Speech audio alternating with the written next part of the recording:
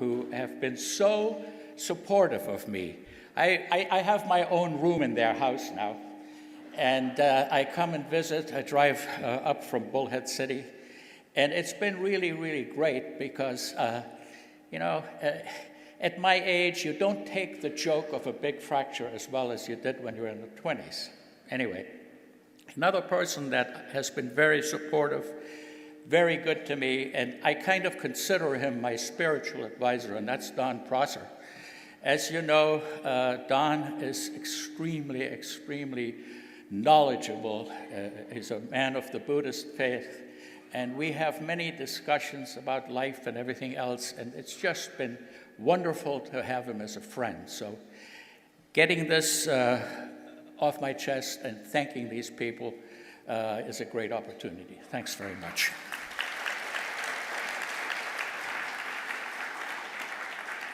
One of the most frequent questions that I get concerns chemotherapy. It usually starts out something like, my friend is on chemotherapy for breast cancer, et cetera, how much Kangen water should she drink? Well, first of all, she could drink all she wants because there's no magic or mystery. Kangen water is good for any human condition because it is the best water you can drink, just parenthetically. During chemo, many doctors advise that antioxidants be discontinued. Well, it turns out that there's a total myth, and that is completely wrong. The antioxidants do not adversely affect chemotherapy, and it is absolutely shown by a number of studies that no harmful effects occur if you're on chemo and if you are taking antioxidants, whether that be in the form of Kangen water or any other antioxidants. The NIH did 3 separate focus groups on compliance with doctors' orders, and they found that in study groups where people were asked to discontinue their antioxidants, whether they be in the form of pills or whatever, nutritional supplements, only 20% complied. So it's a total waste of time to ask them to do it in the first place. And also, a review published in May of 2007 by Cancer Treatment Reviews, 855 studies were reviewed, and not one single one showed an adverse effect of antioxidants while on chemo. And so basically that chapter is closed.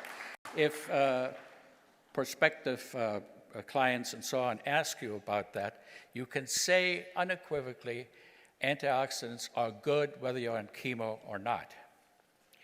Now, what about benefits of Kangen water in patients who are undergoing chemotherapy? Are there any? Well, let me say that they are actually quite huge, and I do that based on personal experience. Dr. David Carpenter and I have corresponded, and we were friends, and he has the same experience, that the side effects that patients get with chemo, nausea, vomiting, loose bowels, etc., are much lessened in those that faithfully drink their Kangen water. And I think I know the reason why, because when you get dehydrated, all these symptoms get worse. When you get dehydrated, you may become acidotic, and all the symptoms get worse. And you know very well that this water produces an alkaline effect in the body, and that it can actually reverse metabolic acidosis. This has been proven without any doubt in laboratory studies on mammal animals that were rendered profoundly acidotic, and the acidosis was reversed virtually instantly by the administration of Kangen water. So the benefit in chemotherapy of drinking Kangen water is huge.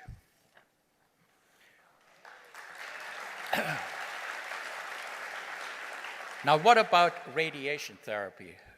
It is being used widely throughout the country for certain types of breast cancer. It's used for other different tumors, and of course, it produces side effects, and the side effects are usually burns. They're worse in fair-skinned people. There's nothing more, heart-wrenching to see. We get some fair-skinned Celtic person, snow white skin, and the burns are very, very nasty. The ingestion of the Kangen water helps healing, and the topical administration of 11.5 pH water, say you take a towel or something like that, wet it very well, lay it onto the skin for 15 minutes twice a day, especially right after the radiation treatment, and it is an amazing effect that this has on ameliorating these types of symptoms, and I highly recommend it.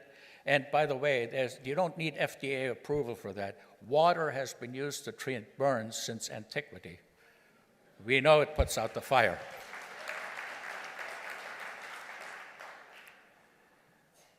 Another question. I have a prospect who has cancer. Will the water help? Well, first of all, there is no scientific data that we can quote that the water would cure cancer.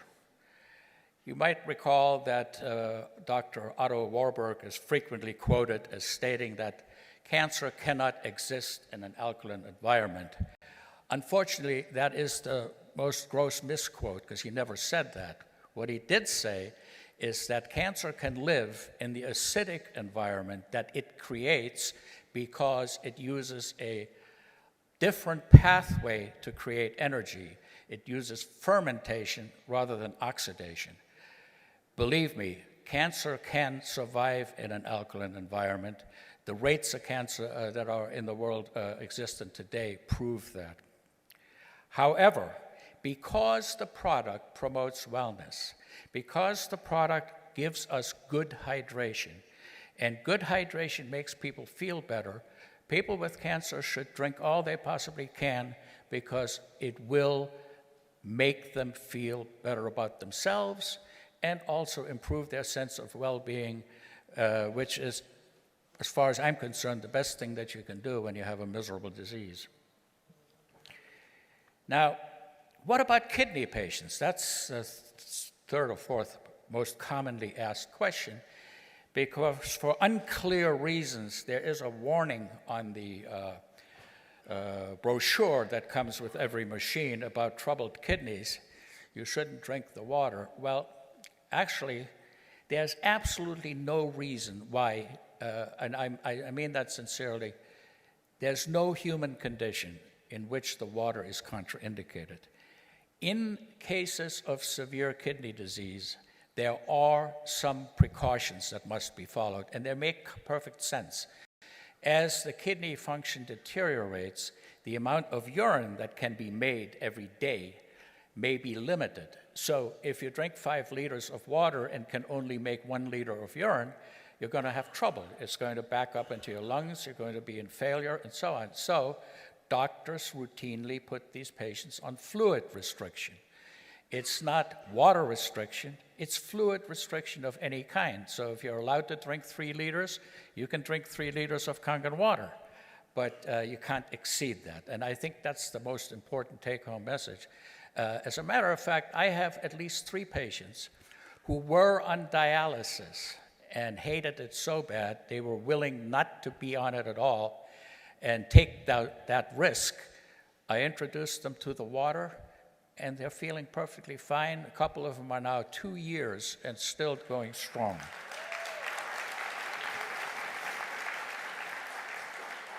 One of the other therapeutic things of Kangen water in the presence of kidney disease is the fact that it is so alkaline and that it can reverse acidosis. People who are what we call uremic, whose kidney function is really bad, are always acidotic. That's why they lose their calcium from their bones, they get fractures, and so on and so forth. Because Kangen water is a buffer against that and can reverse the acidosis, it is of great therapeutic value. It certainly is much better for you than bottled water, Coke, or any sports drinks. Now, here's another question, and this has been battered around a number of times and asked in different forms, which is the following. Can you become too alkaline by drinking too much Kangen water? And the answer is absolutely no way. Our bodies have a very, very efficient mechanism of dealing with acid. And there are two pathways, one through the lungs and the other through the kidneys. What is, however, possible is to develop water intoxication. And that would occur long before there would be any pH effects. Now, picture this.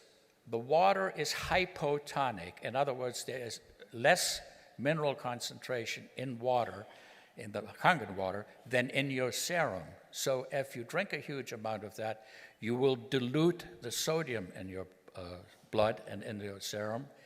And when it gets to the around 120 milliequivalent stage, you're prone to seizures, to all kinds of things, and it can even kill you.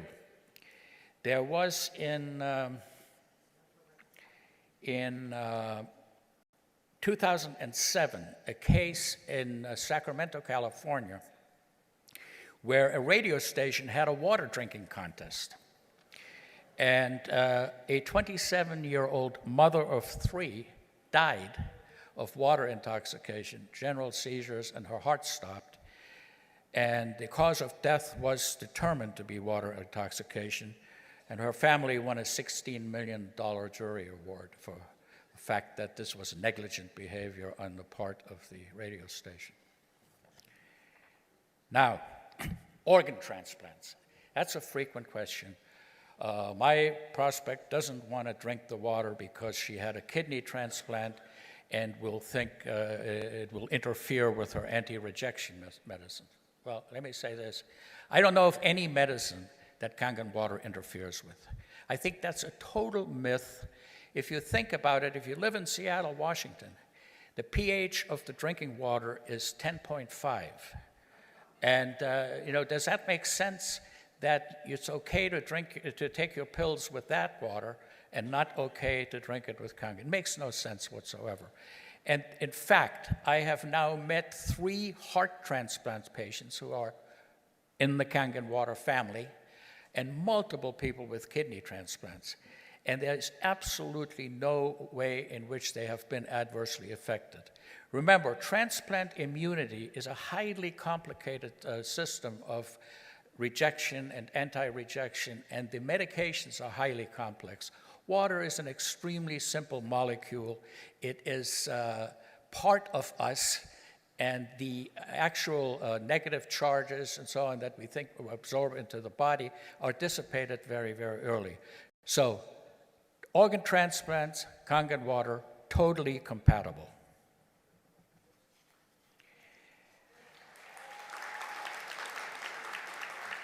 This particular question comes up kind of frequently, and it's been a little bit difficult for me to address. It usually goes something like that. My friend has come home from the hospital, and they told him or her they have 3 months to live with a terminal disease.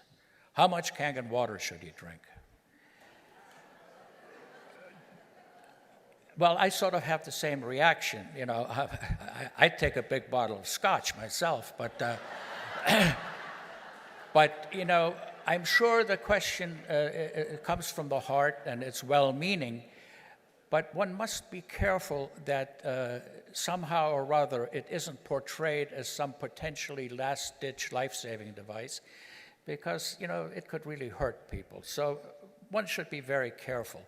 Obviously, you can drink Kangen water till your deathbed, till your last dying breath. The question arises, would you want to? It's your choice. Now, Coumadin, oh my word. Coumadin comes up at least twice a week in questions. I am on a Coumadin, can I drink the water? Yes, yes, yes, yes, yes, absolutely. Why?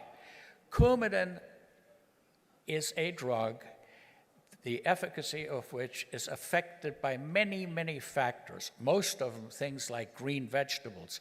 If you eat too much broccoli and you're on Coumadin, it'll screw up your test. If you eat too much spinach, I mean, there's so many different things that affect it, which is why all patients on Coumadin must have regular tests to check their INR or the activity of the Coumadin in the blood. And so whether it is true that Kangen water might obscure the test somewhat, it's immaterial because you're obligated to test the patient and you can always adjust the dose appropriately. So Coumadin and Kangen water, absolutely, no problem. A doctor told me to stop drinking Kangen water because I am allergic to the minerals that it produces. Well, let me tell you something. It can't produce any minerals. The only minerals that are produced are the ones that have gone in from the source water. You can't de novo produce minerals from a 240-watt machine. During a nuclear reaction, new elements can be produced, but that's what it takes.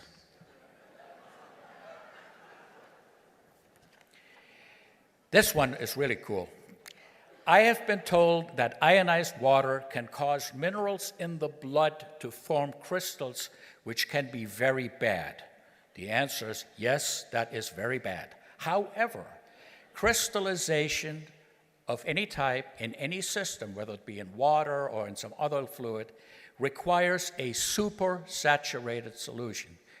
5 pounds of sugar in a glass of water, that's a supersaturated solution. You can grow crystals on a string and it'll crystallize, but not in human blood.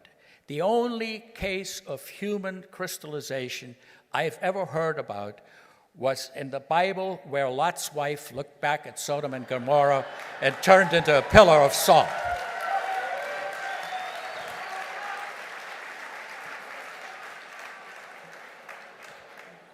And then there is a list, I just tell you a quick list of conditions that I've been asked about and have been asked to advise on how much and what pH water to drink.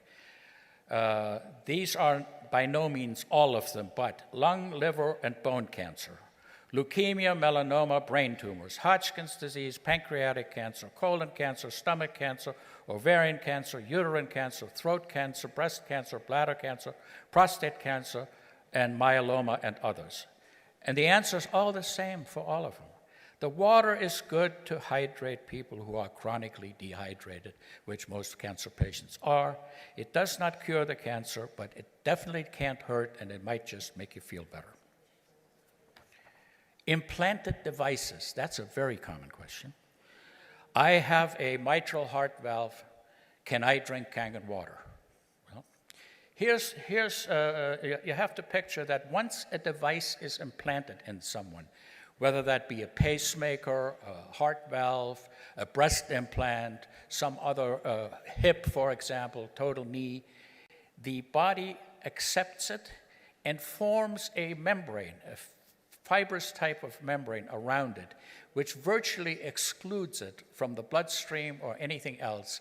And there's absolutely no problem with any implanted device and the drinking of Kangen water. Now, the other thing is that more and more of the implanted devices now contain noble metals, such as platinum or titanium, and these are particularly non-reactive. They are totally inert and completely safe.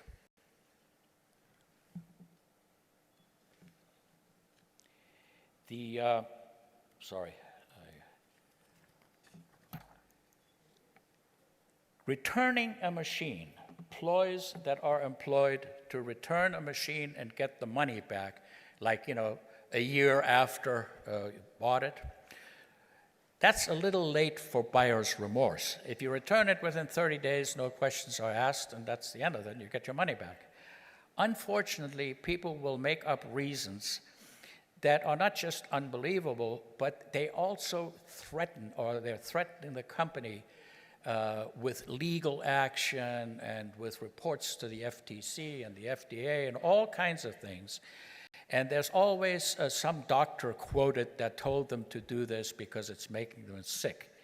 Now, some of the conditions that I've been told were the result of the drinking of the water are hives, rashes, acne, sour stomach, diarrhea, all kinds of stuff. The interesting thing is none of these people had any problem when they were given the water for free, and all of a sudden, it's buyer's remorse and so on. Heart palpitations is a very common thing. I get heart palpitations when I drink Kangen water. Please, you get heart palpitations for 50 million reasons, and almost none of them have anything to do with liquids, Anyway, the bottom line, there's no way in which Kangen water can cause any of these conditions that are claimed. Certainly, Kangen water doesn't cause urinary tract infections. I mean, the bacterial theory developed by Robert Koch in 1848 has been proven to be sound. Now, when one resorts to these kind of tactics, one is actually committing a crime. Extortion is illegal. It's just illegal, and it's sad that people do that. But anyhow, the last thing I wanted to talk about is sort of an interesting subject because I hadn't really been, knowledgeable at all about it. I've had to do a little bit of research.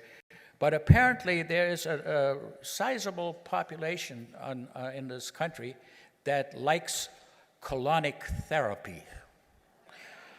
And I have never had a good grasp of that. As a matter of fact, I need one more colonoscopy in my life before I can call it quits. And I dread that. I've already postponed it 2 years. But I often, I don't want to be rude or anything, but I get asked, how much of a mixture of 11.5 and 9.5 should I use to give my clients an enema?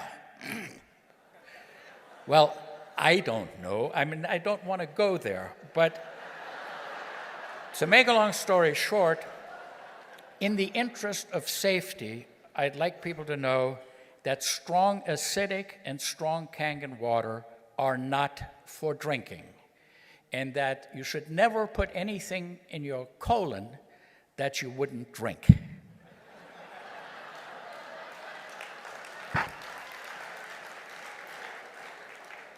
So, my other role, I think, as medical advisor, is to advise the company on perhaps how we can get closer and closer to some real valid approval by regulatory agencies. And to that extent, I think what we need to do, and some of it is being done, some is not yet being done, the bottom line being cost, but the antioxidant capacity of the serum in people who drink Kangen water cannot be measured because of the nature of the tests. So, strictly speaking, we can't prove that you're drinking ORP 800 water and so on because we can't measure the effect in your blood.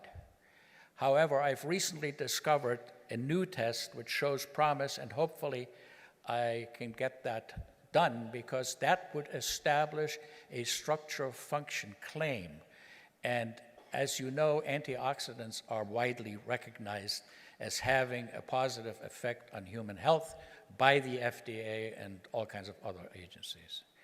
Now, the other thing, the alkaline effect, the benefit of that, I think we're well on our way to being able to prove that because we have laboratory animals that have been subjected to profound acidosis, and we've been showing that this can, in fact, be reversed by Kangen water.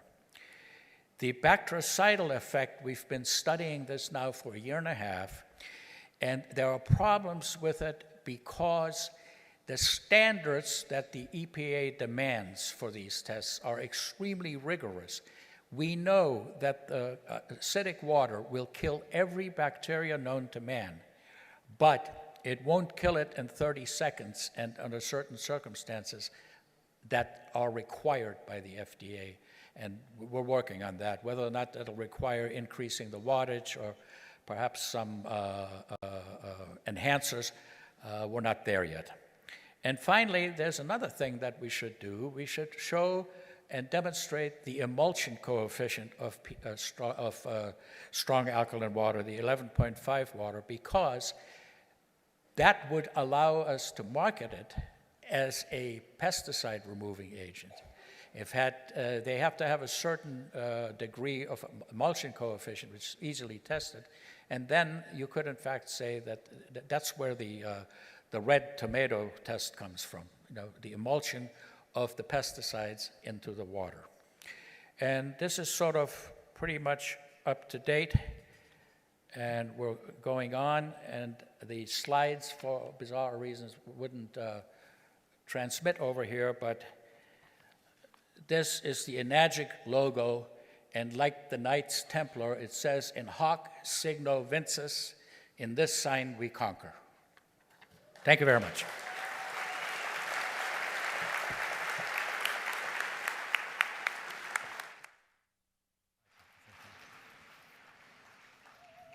Okay. Learn a little bit? Wow. Anyway, thank you very much. What I'm going to do now is I'm going to introduce Stan to come up here, because I think he should be introducing the next person, because he spent a lot of time with him, did some books for him, and so on. So can I please bring Stan here, and let's fly, okay? Great. Looking good. First of all, really give it up for Dr. Hortz Filtzer. I mean, talk about somebody who really knows his stuff. Wouldn't it be great if all of you could have him do your presentations? You know what, you can. Dr. Shinya is on this, Dr. Filtzer is on this, Dr. Showman, who's a dentist, is on this, and the fourth doctor that's on this is the next doctor that's going to come up to speak. And for those of you that haven't as yet had the opportunity to hear Dr. McKnight speak, you're in for a real treat. This is a guy who truly walks the walk. Prior to going to medical school, Dr. McKnight got a bachelor's degree in nutrition. Then he went on to get a master's degree in nutrition. Then he went on to do his PhD work in nutrition. So talk about a doctor who has the most phenomenal background in human nutrition. This is the guy. And I'm going to let him tell the story of how he was introduced to the water and why the name of the book that he wrote is called Confessions of a Skeptical Physician. Because as a physician, he is trained to be skeptical. He's got to listen. When somebody comes in and they present, he needs to really figure out, are they saying what they're trying to say?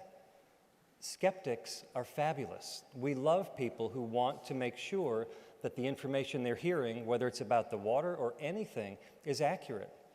And that's what he really set out to do. Before he was willing to drink the water or talk to anybody at all about the water, he wanted to make sure that this water was for real. And that's the quest that he set out to do, and that's what he put in this book. And I'm going to let him come up and talk to you all about the water, because you will be fascinated by what he discovered in his quest to find out about the water. So please help me welcome Dr. Tim McKnight.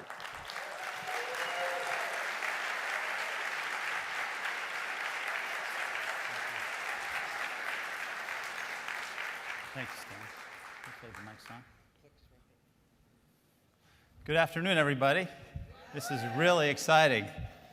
I want to first thank Daniel. I've never met Daniel, but I know this is his big event, and without his approval, I wouldn't be up here. And obviously, thanks Stan, who's been a tremendous support to me, and everyone else on the planning committee. There's a lot of wonderful people here that could be up here speaking, and I feel really fortunate that I'm one of the few that has this opportunity today. 2 years ago, I attended my first major event with Enagic, and it was right here in this room. And I was pretty new to the organization. And since that time, obviously some of you know that I'm on the DVD that Stan was referring to.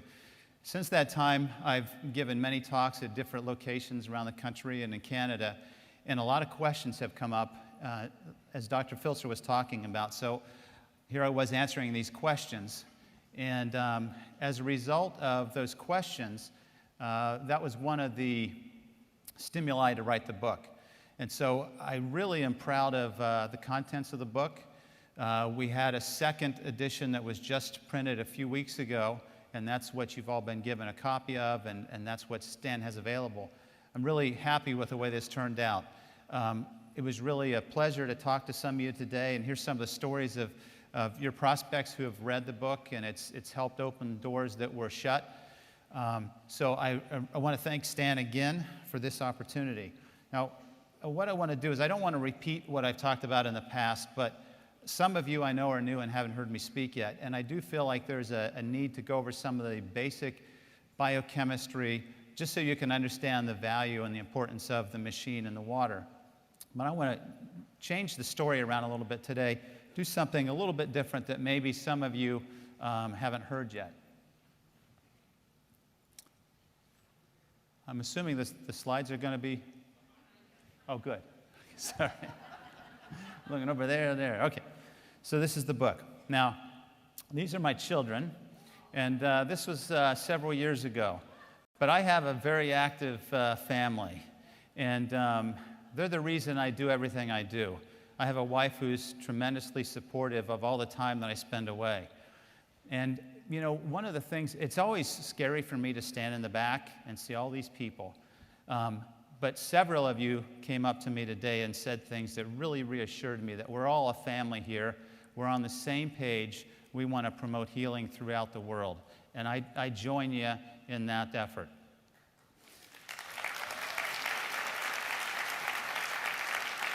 So my children, my oldest son on the right there was a two-time first-team All-Ohio football player, wide receiver, and the son in the middle was a pole vaulting champion locally. And then my girls are obviously very active. I got involved in an I'm going to tell you that story briefly, but I got involved in this about 3 years ago. And I'm going to be 52 in 3 weeks. And probably 5 years ago, I was feeling the age. I mean, I have a self-propelling lawnmower, and I was using it. Now, I started to drink the water, and it has changed me. And I can't tell, I mean, if Wade could come up right now, I'm ready to do some push-ups with him. That's how good I feel. Last week, I played twice basketball, full-court basketball for 2 hours with kids my son's age, in their 20s. I kept up with them. In fact, they had me guard the most aggressive guys because I'm an aggressive guy. Now, I'm not that good of a shot, not good of a player, but at 52, I never thought I could play full-court basketball and keep up with them. I lift weights twice a week, and I feel stronger now than I've ever felt. I am getting ready to enter in the spring and the summer, I start pole vaulting, and I have a title to defend in July. And I just can't tell you how great I feel physically, and I attribute a lot of this to the water. Okay, so obviously, these are my children. This is my immediate family, my parents and my brother, his family on the left. These people mean a lot to me. In fact, my brother lives here in San Marcos. He's here with me, and he's my bodyguard. So watch out for him. He's a Marine pilot, and he'll just be nice to me, or I'll sick him on you. And then this is a family tradition. Every year on Christmas Eve, we go caroling, and that was our picture this year as we were caroling and having fun as a family. Okay, so let me get down to how I got here. I wanted to be a doctor as a young kid. My first semester of college, I developed a case of mononucleosis, was pretty sick, missed a lot of classes, my grades suffered. At the end of that first year, the pre-med advisor said, I don't think you're going to have the grades to get into medical school. You need to think about doing something different. I was really disappointed in that because this was my life dream. But I thought he knew what he was doing, and one of the major mistakes in my life was listening to somebody else's opinion on what I should do with my life. So I listened to him.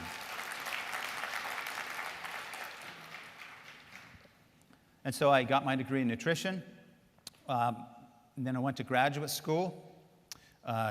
This is at Ohio State.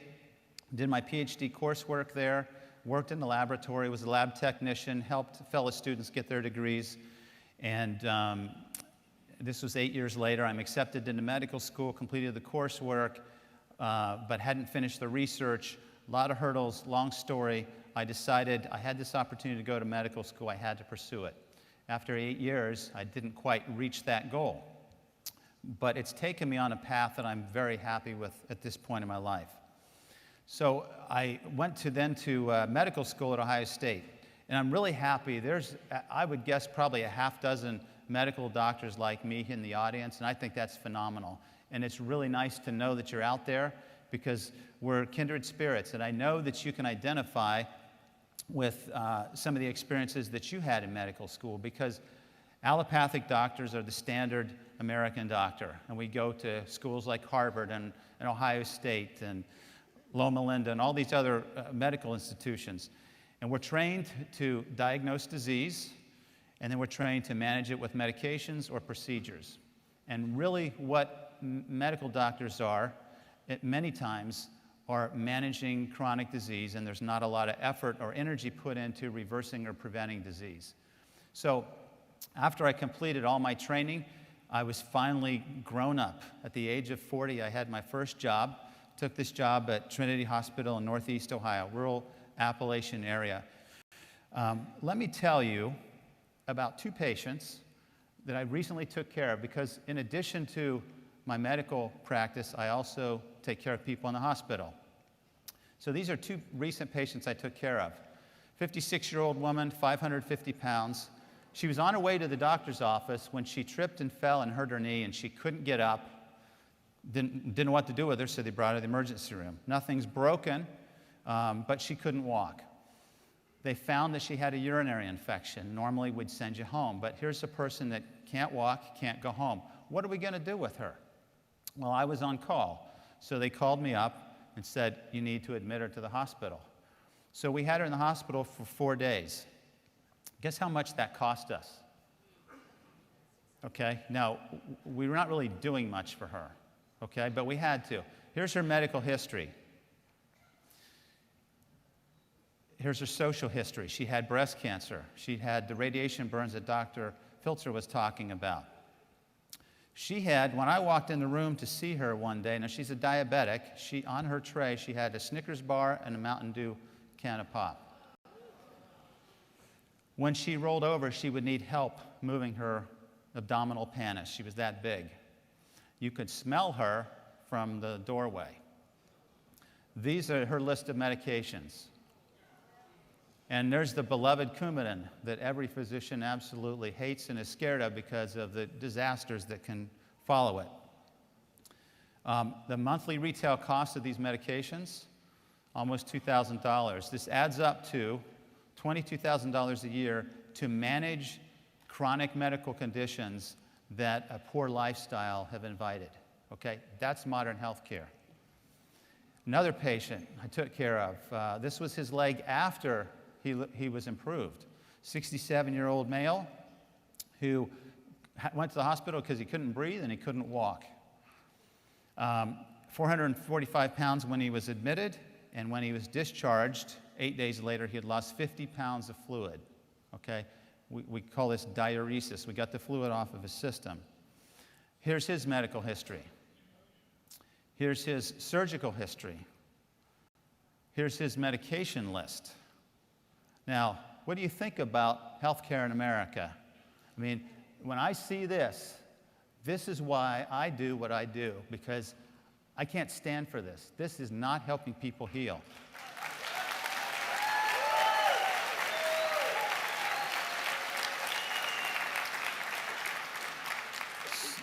So as a result of this, after a year or 2 in practice, my nutrition kicks in, and I realize that obesity and heart disease and diabetes and acid reflux and hypertension, high cholesterol, many times, in fact, most of the times, have a basis based on an unhealthy lifestyle. So we need to educate people. We need to motivate them, inspire them to change. As a result of this, I committed 8 years ago to develop a wellness program. This wellness program is called Fit for Life. In 2006, our hospital applied for a federal grant through the Office of the Health Resources and Service Administration.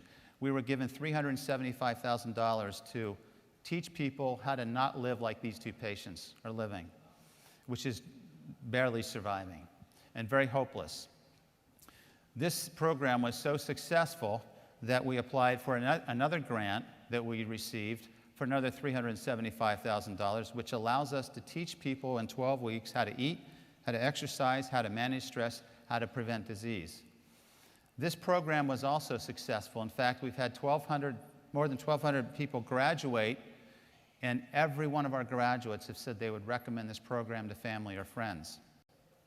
As a result of this success, we applied for a third grant. This year, there were 200 rural areas around the country applying for grants like this. 70 were awarded. We were awarded a third grant, and this was just 2 weeks ago. As a result of the success that we've had in promoting wellness, I was invited on Tuesday to the White House.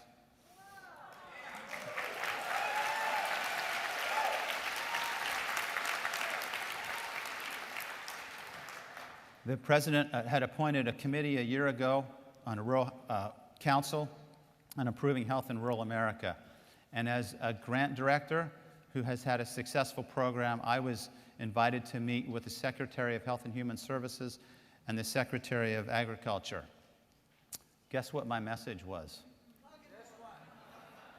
I said that we have, they're about policies and procedures and legislation. And I said, when I finally had my moment, there's no question that we need help and we need legislation.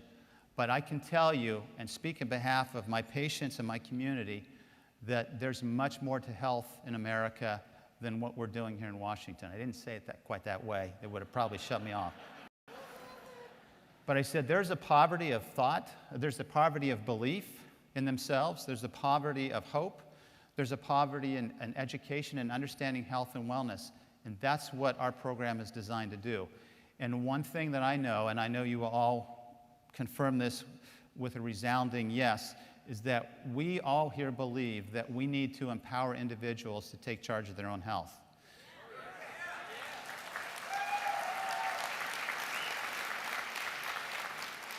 We need to show them, we need to model to them, we need to educate, inspire, motivate, and help people change, not externally, but from within. And that's what we're doing here, isn't it? We're helping people heal from within by drinking the best water on the planet. Okay, so here's a slide of some of the participants in a class. Now, my story with Enagic picks up 3 years ago. In this worksite wellness class we were teaching at a nursing home, Linda, if I can point her out, I guess this won't work. She's sitting over on the right-hand side. She came up to me after one of the meetings and said, you need to come to a meeting and learn about this Kangen Water. This is amazing technology. And I said, what? And she said, well, I don't know too much about it, but you need to learn about it. She was very persistent week after week. And I finally thought, I need to go because she's been respectful to me and my message. I need to respect her and her message. But as I sat there in one of the typical presentations, I was pretty smug in my thoughts that this was hype, this was a hoax, there was no science behind it, and I'm just going to spend my time here and get out and tell her I went to the meeting like she asked. But then I became very impressed with what I saw with the pH meter and the ORP meter. There was no magic there. This was science. This was my comfort zone. This is what I'd spent over 8 years in laboratories doing. And so I knew there's something to this. And most of you have been in that position. You go to a meeting not expecting much, and you're kind of blown away by what you see and what you hear. So this was my experiment. Now, the microclustering was always kind of a hurdle for me. The T experiment that we're all familiar with, I wasn't really sure how to explain that. It made me scratch my head, but the 2 meters couldn't lie. And then I was like you. I went home from this and I told my wife, we need to learn more about it. And then I got on the internet. That's what I saw. And then I thought, a lot of testimonials here. In science, we don't put a lot of credence in testimonials. Then there's competition. There's other brands. Then there's the cost of the machine. I was thinking maybe we ought to get one, and my wife was saying, no way, not at that cost. Then there was science. Where's the science? What kind of studies have been done?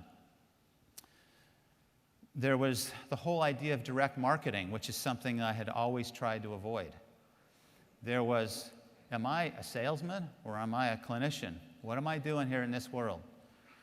And then, of course, there was the time factor. And all those issues I had to address before I became involved in Enagic. Well, like many of you, I learned that the Kangen scam was written by a competitor, so that was discredited pretty quickly. I found science to support the idea of ionized water. I realized that testimonials had their place, and they're actually really add a lot to our understanding. I'm not really a salesman. I'm primarily a clinician, but I am a 6A because I have some real good people on my team.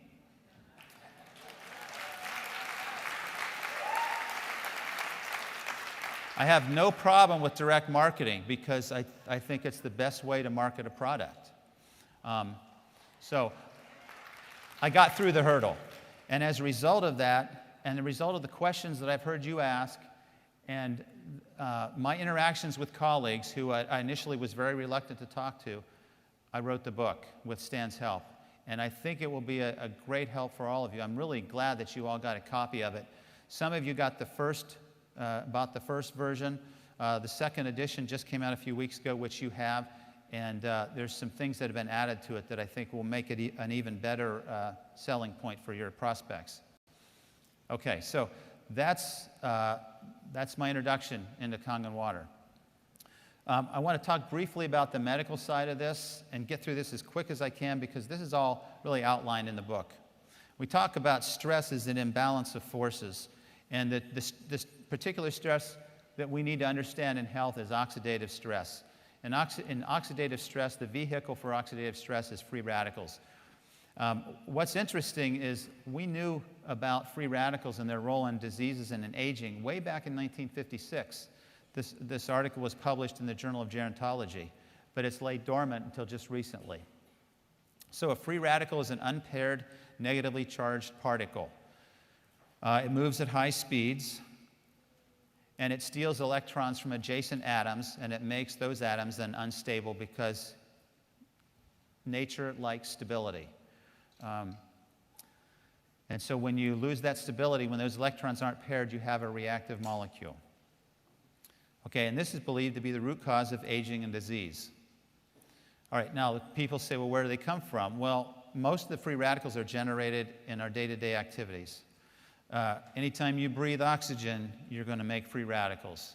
When you exercise, you're going to breathe more oxygen, make more free radicals. Our body is designed to manage that, no problem. What it's not designed to do is the overwhelming additional sources of free radicals, and these are some of the additional sources. Okay, so let me try to get through this kind of quickly for you, because some of you have heard this. Don't know why my clicker's not working. There we go. Okay, so Mr. Oshiro talked about turmeric, one of the best antioxidants that you can take. All of the medical conferences I've gone to recently have talked about turmeric. It's an absolutely wonderful product.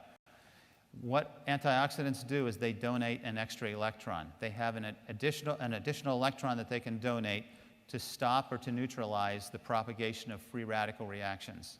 And that's what this slide is depicting. When you have excessive free radical destruction, it affects various tissues. It will attack proteins, it will attack nucleic acids, it will attack lipids or fats.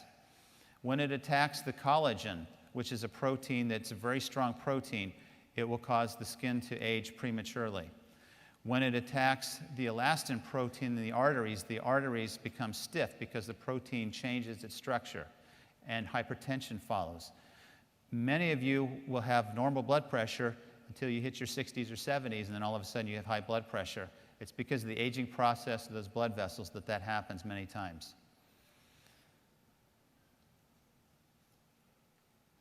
When you damage the lining of the arteries and you lay down atherosclerotic plaque, and it becomes oxidized through oxygen and hydrogen peroxide, you develop atherosclerotic plaque, hardening of the arteries. And then finally, if it damages or attacks the DNA, then it can cause injury to the DNA and the RNA that our body will repair, but every now and then it doesn't repair it efficiently, and that's the beginning stage of a cancer or a growth. So as I said, nature, or in my belief system, this was God, already provided a way to protect us against the typical free radicals that we would be exposed to throughout our lifetime. And that protection comes from the foods we eat. A plant-based diet, which is Dr. Shinya's diet, is the diet that we should all strive to follow. Make that 85% of what you eat at a minimum. We really need to get back to fruits and vegetables, nuts and grains and whole seeds, and we need to eat them in the raw form as much as we possibly can. And if any of you have heard Chance Stratton or Wade Lightheart talk, you know that they really pound this message very strongly. This is just a nice slide that shows you the oxygen radical absorbance capacity of many of these foods. Okay, so if you look, you can see the numbers. These have very high antioxidant potential, and if you kind of group these together, you'll see that the berry family and the bean families are some of the most healthy foods that you can eat because they're rich in antioxidants. When you put these foods in a microwave or when you heat them, you destroy to varying degrees the antioxidants that are there. The minerals and the vitamins remain, but you remove or you neutralize those antioxidants. So it's always best to eat these raw. Okay, because antioxidants are so important, our cells have gone to extreme measure to protect us against the exposure of free radicals in different locations in our body. So on the cell membrane, vitamin E and beta-carotene are the primary protector of that particular structure. They're antioxidants. Outside the cell, in the fluid, it's vitamin C and a compound called glutathione. Inside the cell, I don't need to read these to you, but your body is an amazing machine. It's designed to heal itself. All we have to do is nurture it. All we have to do is protect ourselves from many of the exposures that 21st, in this century, that many Americans and many people throughout the world are exposed to. The chemistry of ionized water is pretty simple. It's through a process of electrolysis. We put two probes in water with a semipermeable membrane. We apply a current, and the electrons split off of the hydrogen in water, so water actually splits. And by convention, the electrons, as you can see on this diagram, flow towards the cathode side of the reaction. That is the side of and this is what's happening inside the unit. That's the side that makes alkaline water because it makes hydroxyl groups. Remember that when electrons are flowing, electrons are what we need to neutralize free radicals. So what you get in the alkaline water is free electrons. They're not necessarily free, but they're bound to hydrogen in a very weak manner, and they can easily be donated. So that's what the machine is doing. Now on the opposite side, you have acid water. That water is not an antioxidant, it's oxidizing. So that's why this makes a perfect water to put on top for topical applications, because not only is it acidic and kills bacteria, as Dr. Filtzer said, but it's also oxidizing. It's like hydrogen peroxide. That's also why he said don't put that in your body. That doesn't belong in your body. You can put it on surfaces and on your skin, but not use it internally. Okay, so key features. I know most of you know this, so let me just skip through this. We are exposed to acid loads because of our lifestyle. All of you are familiar with Dr. Warburg and his research and his conclusion that cancer thrives in an acidic, oxygen-depleted environment. So if you want to increase your risk to develop cancer, do the things that make your body acidic, and do the things that deplete oxygen in your body. So stop exercising and eat foods that are very acidic, which are the processed foods, which are the foods that are high in animal proteins. So this is the list. And soft drinks, we know it's like a poison. It's really terrible. Okay. Now, what's interesting is Dr. Warburg was on the right track. His studies back in the 1930s showed that cancer cells are very active metabolically, but they don't require oxygen. And if we would have followed his line of thinking, we could have saved 70 or 80 years of research and been so much further along. But somewhere in that same period of time, we started to blame our health on our genes. And we got off on a tangent here because our health is not dictated so much by our genes as by the environment that we put ourselves in, both physically and internally.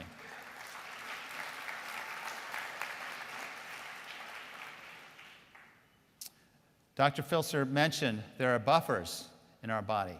The lungs are the best buffer. The kidneys are, and the lungs are a long-term buffer. They're fast-acting. Then the kidneys, and then we have these chemical buffers. And these chemical buffers is where the ionized water can contribute to neutralizing the acidic buildup in our systems. This is also where the link between acidity and osteoporosis is believed to lie.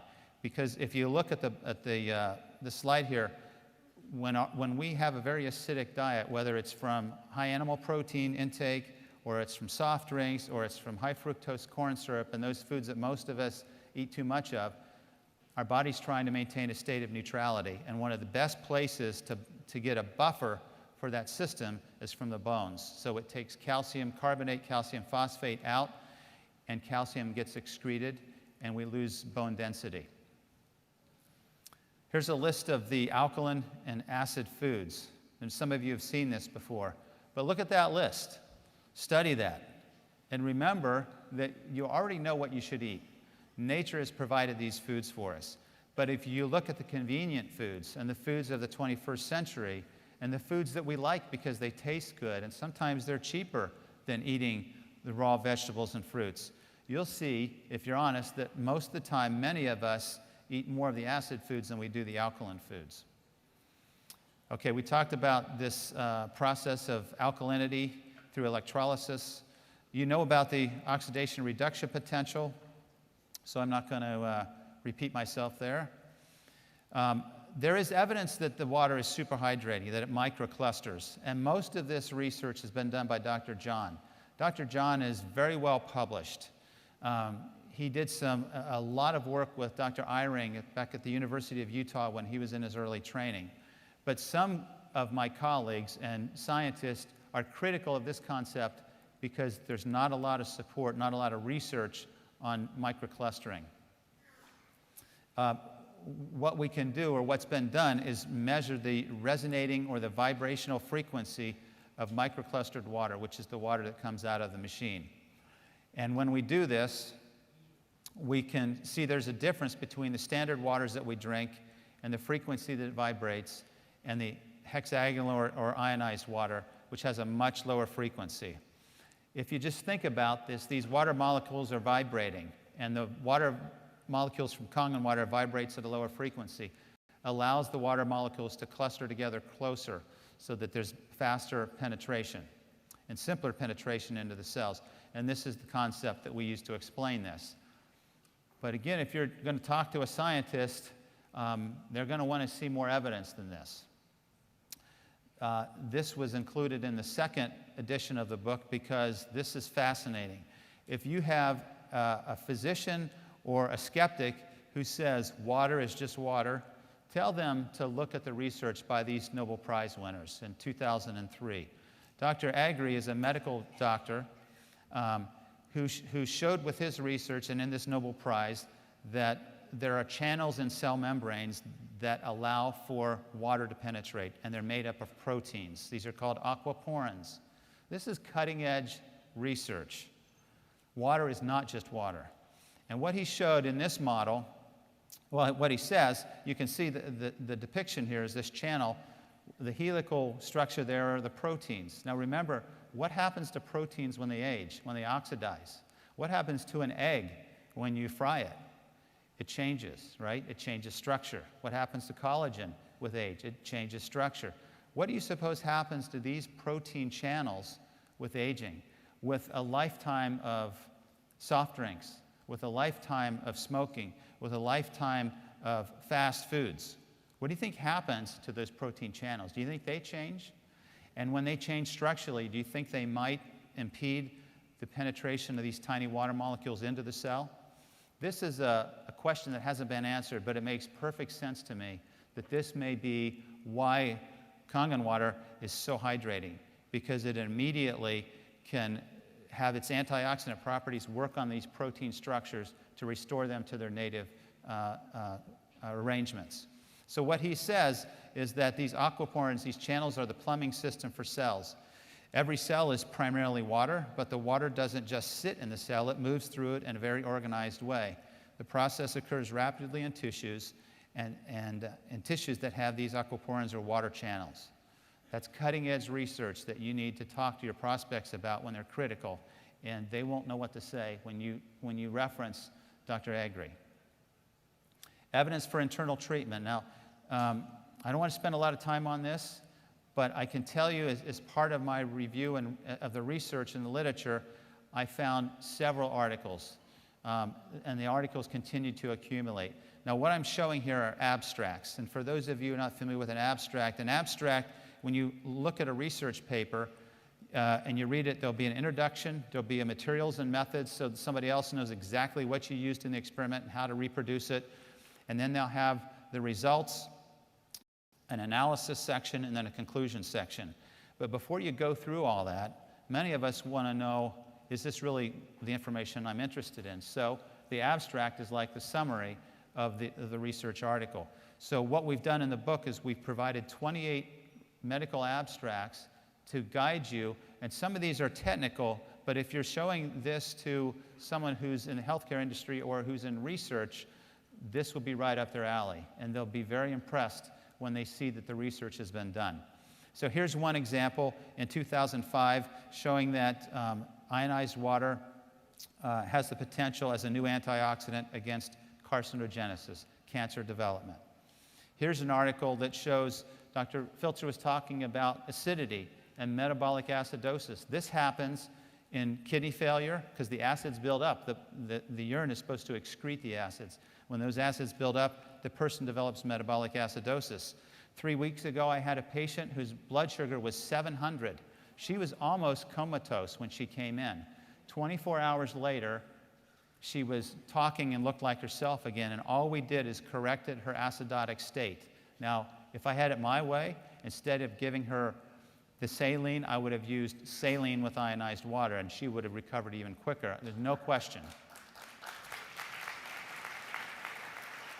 But this study showed that alkaline ionized water should be considered as a major safe strategy in the management of metabolic acidosis in kidney patients. Now, this study was done in animals, okay? These are the kind of studies we need to now start doing in humans, and it's great to hear Dr. Filtzer is going to start that research because that's exactly what we need.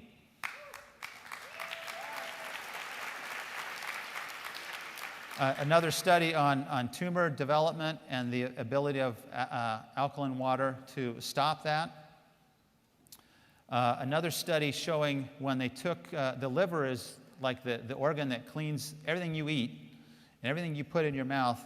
The liver gets a look at it before it gets circulated to your general circulation to make sure it's okay, it's not toxic. So what they did in this study is they used a very liver toxic chemical, carbon tetrachloride, and they damaged the liver. They caused liver damage, and then they fed these mice alkaline water and tap water, and they looked at the recovery rates. And the recovery rates were phenomenal with those who had received, those mice that were given alkaline water. Another study on alkaline water and cancer. There's a lot that's been published on cancer. Most of these are animal models. But do you want to wait until we have the human studies to tell people to drink this water? Certainly no harm can be done in it, and I think all of us believe that it's one of the best things that we can do for those of our family and friends who have cancer. Many studies have been shown to be very helpful. This water is very helpful in diabetics, and I can tell you it doesn't cure diabetics, but my patients who have diabetes who drink this water reduce their medications, reduce their insulin levels. It's part of the picture, and it's very helpful. Then there's evidence for external treatment. And again, what we're doing is using acid water. It's acidic and it's oxidizing. There's application for this in the agricultural community. This is just looking at its ability to block microbial growth in cabbage. Imagine what would happen if agriculture started to use this around the country, around the world, as a way to protect plants from harmful microbial infections. I mean, we're just at the beginning. Think back to that curve that Daniel talked about. We are just at the beginning of an organization that could explode in so many different areas to help people at many different levels. Another study and Dr. Filtzer again talked about this, that this water kills bacteria. It does it very effectively. I love this quote by Louis Pasteur. He did not believe, well, in fact, he did initially believe that the genes controlled everything, but on his deathbed, he made a confession. And what he said is that the cell is nothing, the matrix or the community, the surrounding is everything. And that's exactly where we are now in medicine. It's not the genes you were born with necessarily, it's the environment you put those genes in. From the energy around you, from the thoughts, from the food you eat, from the way you exercise, from your exposure to sun, to pollutants and harmful agents, it's the matrix. If you want to change your health, change your matrix. Okay, so why are physicians slow to respond to this? Well, as you know, they want peer-reviewed studies, and they're limited. This is a major paradigm shift for allopathic physicians like me, because we're not trained to go out on the periphery and the edge of science. We want mainstream. We want to know that all of our colleagues are doing the same thing. But I'm so far away from that now that I have to be careful I don't end up on some other planet, because I just think the model's wrong. So again,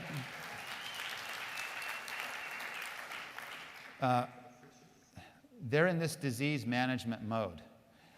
You know, when we're managing people, it's very easy as a primary care doctor to see somebody with heart disease, because I know exactly what their cholesterol levels should be for their risk factors, and I know exactly what medications to put them on to manage those numbers so that now we're doing what the standard of care says.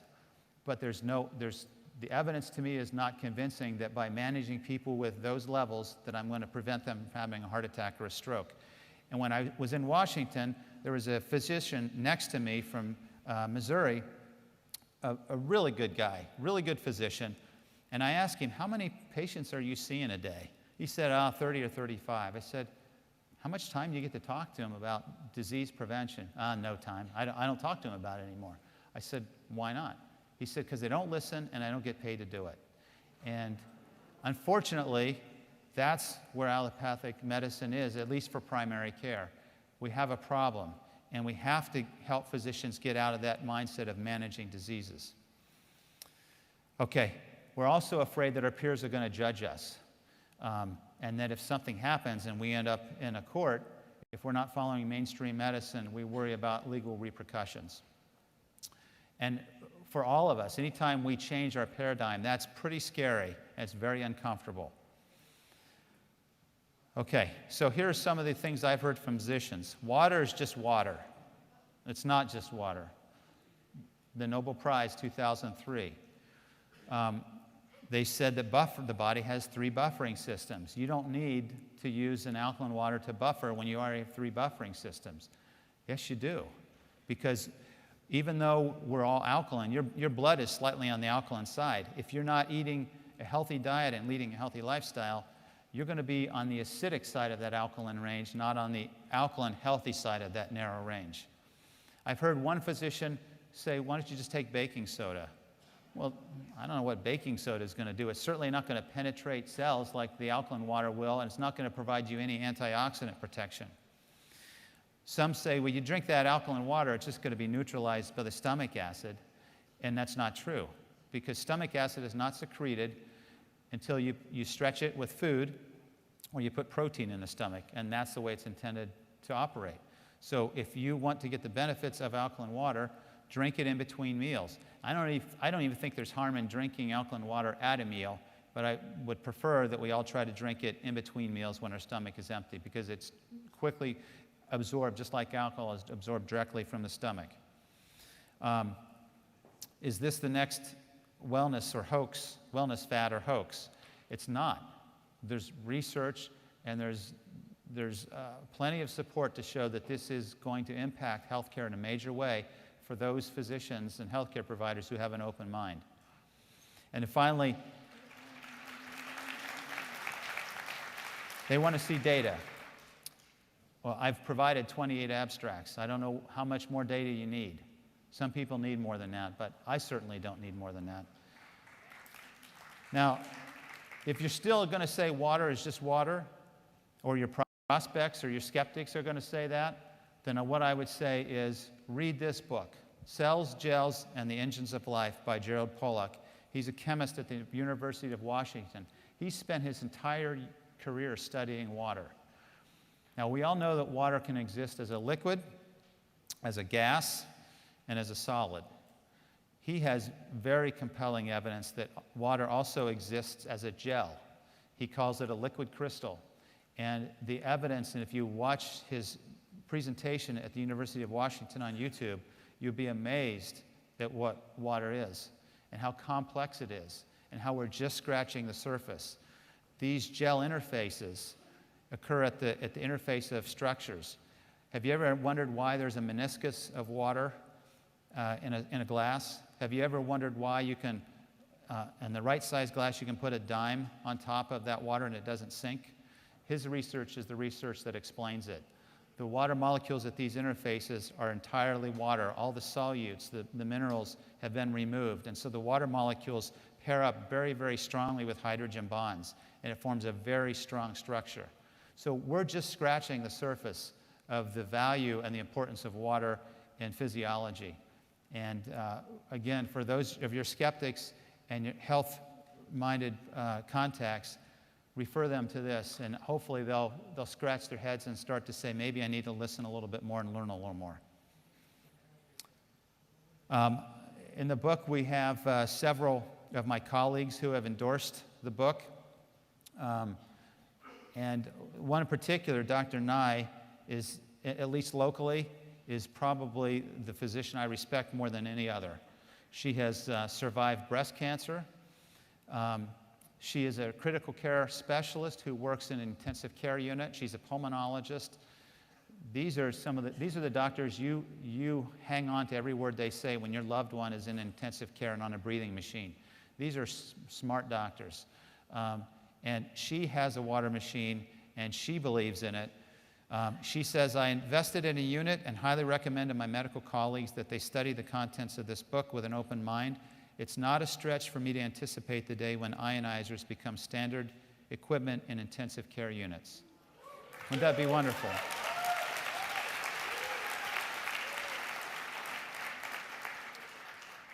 Okay, so frequently asked questions. Rather than answer them here, you can read them in the book, because you all have one now. What's that? That's all a lot of mumble. I'm not sure what you're saying. Okay, when you're approaching healthcare providers, this is what I would suggest you do. I would tell you to do the same things I try to do with my patients and the participants in my wellness program. Educate them, motivate them, and inspire them so they can make the decision to change. The way you educate is to give them something to read. Give them a research article, give them the book. Follow up with a demonstration. I would keep if you're prepared for a quick demonstration in the office, make it a 30-second demo. If you can get them to come to a meeting, that would obviously be ideal, because there's a lot to learn at a typical Enagic demonstration meeting. And then you can motivate them by asking them to drink the water themselves, to have their own experience with the water. And at lunch, Wade and I were talking. I know Daniel says, just drink the water. I like I tell them to do that as well, but I really like Wade's approach, and that is put a machine, give them a loaner for a week or two, get them comfortable with it, get them using it for all the different applications it offers. And then introduce them to others who have a story, because those stories, while part of my critical thinking says, that's a testimonial, the other part, there's a visceral response. And when someone's telling you a story with tears in their eyes, and there's no other explanation of how a loved one turned their health around in this water, it's moving and it's compelling. So I think they need to be exposed to those messages as well. But what you need to remember, and most of you all already know this, is you're not selling anything. You're helping them decide they have to have one of these because of the benefits that it will give them and their family. Now, the last thing I want to say is, as a family physician, I tell my patients, and every time I have an opportunity to talk, it's not just drinking water, it's not just eating the right foods, it's not just supplements, it's all of those things. But if you do those things and you neglect the other lifestyle choices, you will not have that balance in your life. You will still be in a state of oxidative stress. So very few of us are going to eat the perfect diet. Very few of us are going to have a perfect lifestyle. But if you really want to see your health change, you have to eliminate these oxidative stress exposures on the right-hand side, because this is where the health will really start to turn around in conjunction with the water and nature's foods. So my keys to health and wellness: believe in your body's ability to heal itself. No question, the mind is the most powerful tool we have. Secondly, eat what nature has provided for you. And this should be primarily plant-based. I think supplements have a role. Probiotics and enzymes are two particular supplements that I think you should all try to learn something about, because it will add to your presentations.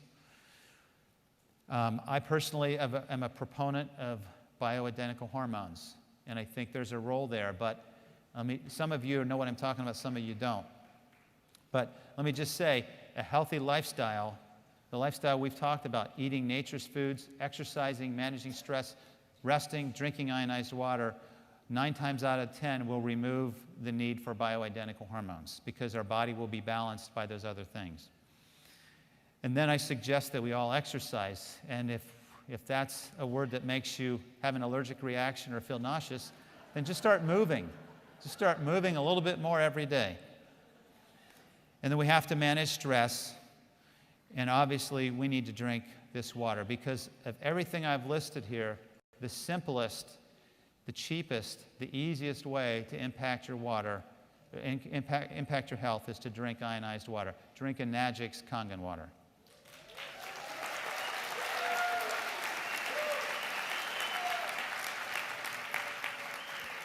So I want you to think about this for a second. Here I was many years ago in as a pre-med student, and the pre-med advisor said, you won't be able to get into medical school.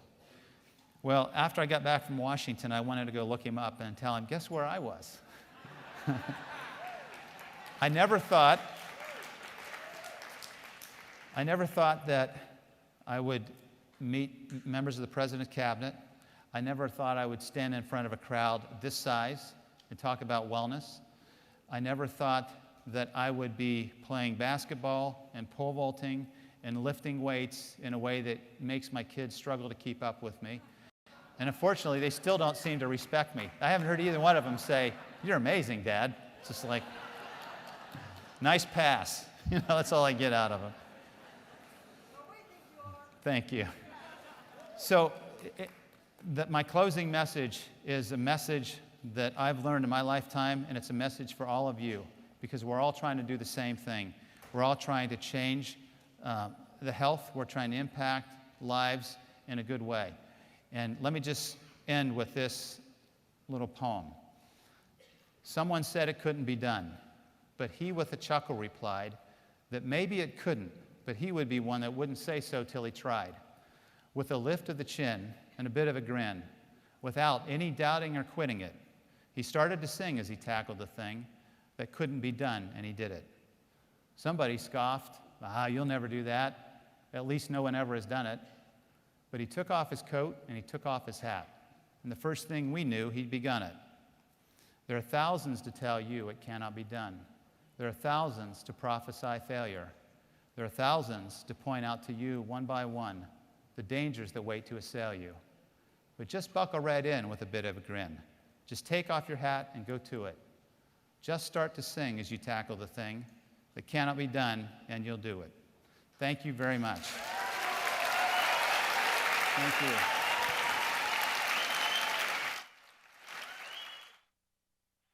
That was great. Nice to meet you.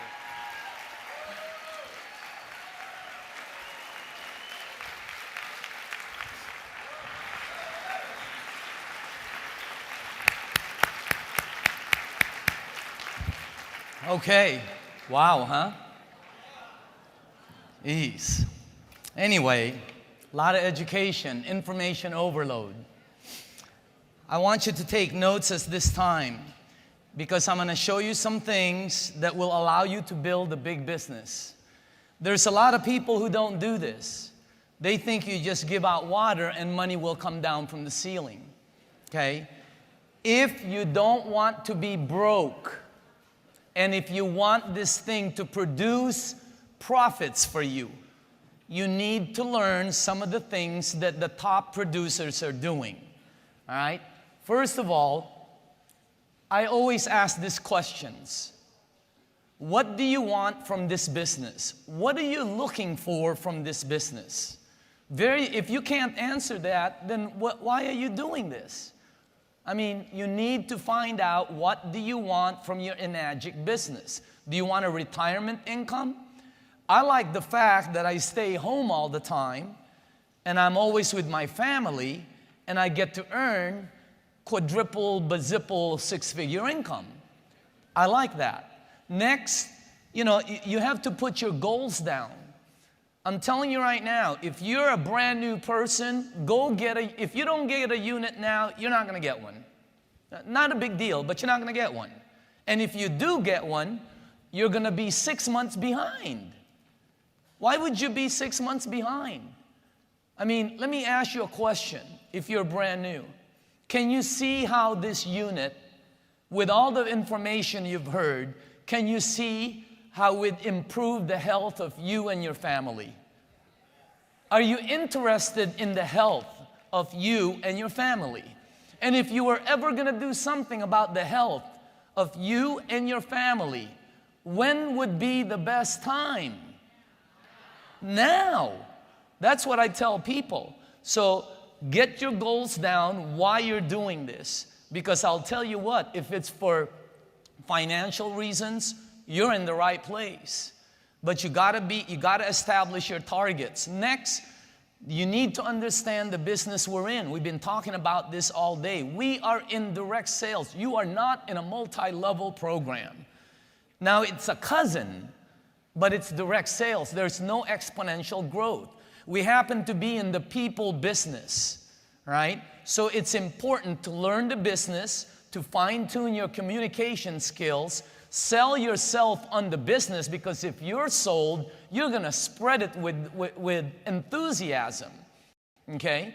And you have to have enthusiasm when your enthusiasm comes from two words, enthos, okay, which is God within, and the last four letters is IASM. I am sold myself. So that's why you have enthusiasm, okay? And teach your organization about the business. Here's what we do. Quit trying to make this complicated. If you're going to try to sell out there, you're going to have a harder time. Not for everybody. Some of you can sell. But the issue is your organization cannot. And the biggest money in this program is in the overrides. You have to do something that is duplicatable. And those things are duplicatable. If you want to make money, learn the basics. If you want to make a lot of money, learn to duplicate. Okay? And it's important, again, because everything we do falls into those categories. We share the product, share the opportunity, and then we sell the events, and hopefully we teach to duplicate. How long does it take you to reach 6A? Can all the 6As please stand up for a second? I want to see them. Stand up if you're a 6A. Let us recognize you.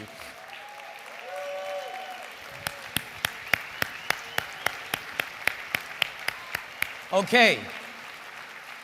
Go ahead and sit down. For the people that didn't stand up, how long does it take you to reach that? Normal time, 18 to 24 months. If it takes you 18 to 24 months, it's okay. Some of you are looking at these speed demons like, Bob Gridelli and some, Jerry Kostic. I mean, these guys that went 6A in like 4 days. All right? And you can't even get somebody to a meeting. Right? I know what it's like.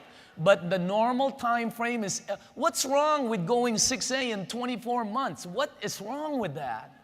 There's nothing wrong with that. 3 years even. Okay? You're building a business. Fast track, less than 12 months. Boy, you got to have a solid game plan. You got to have a team. You got to have commitment, consistent, focused. I mean, 12 months, that's like lightning speed. Okay? You just, and then the people who do it in 6 months, I wouldn't even be looking at 6 months or less.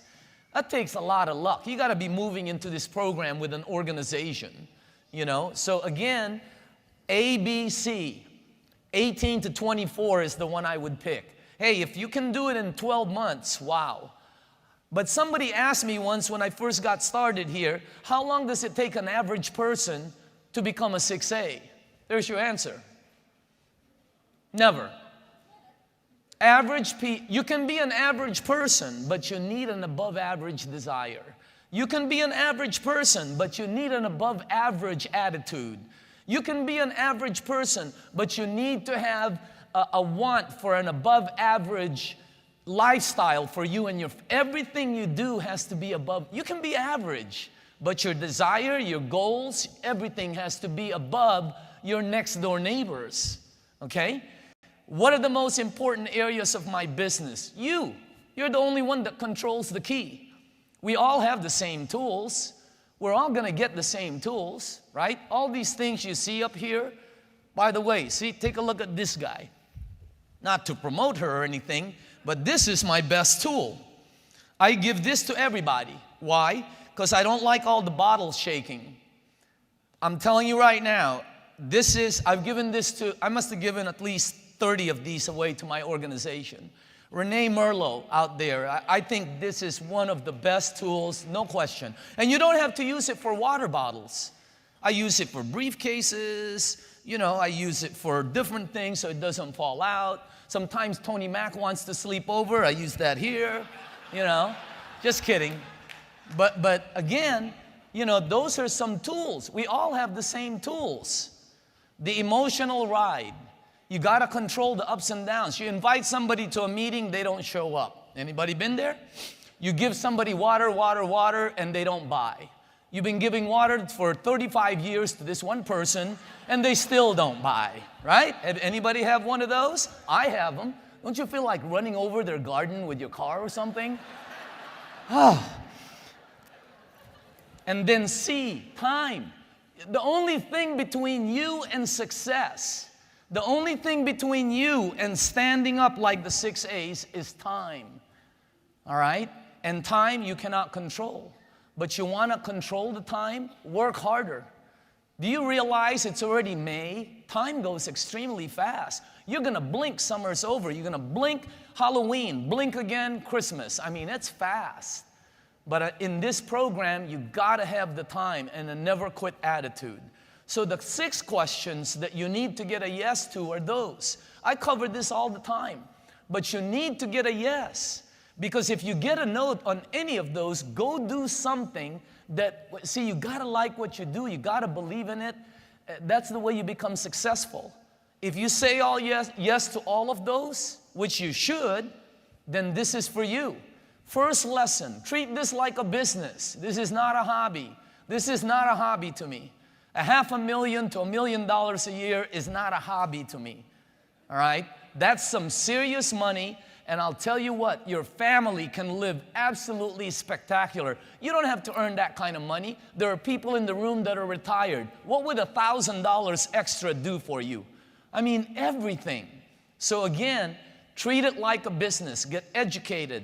Go all out massive action your first 90 days. I have people in the room that I work with. I go all out massive. I'm at their house delivering water. You can ask any of them. I'm delivering 40 bottles sometimes, you know. But you got to have all out massive action, because if you dilly-dally with this thing, it's going to give you dilly-dally money. If you go all out massive action, it's going to give you all out massive action money. And understand, in a business, there's positives and negatives. They're going to come every day. Why? It's a business. Hey, you open up a restaurant, the cook's going to burn some hamburgers once in a while. Okay?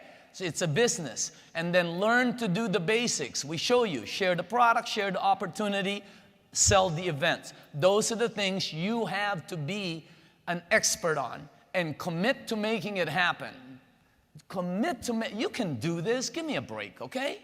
So again, second lesson, no retreat, no quitting, no experimenting with another program. I'm telling you how to succeed.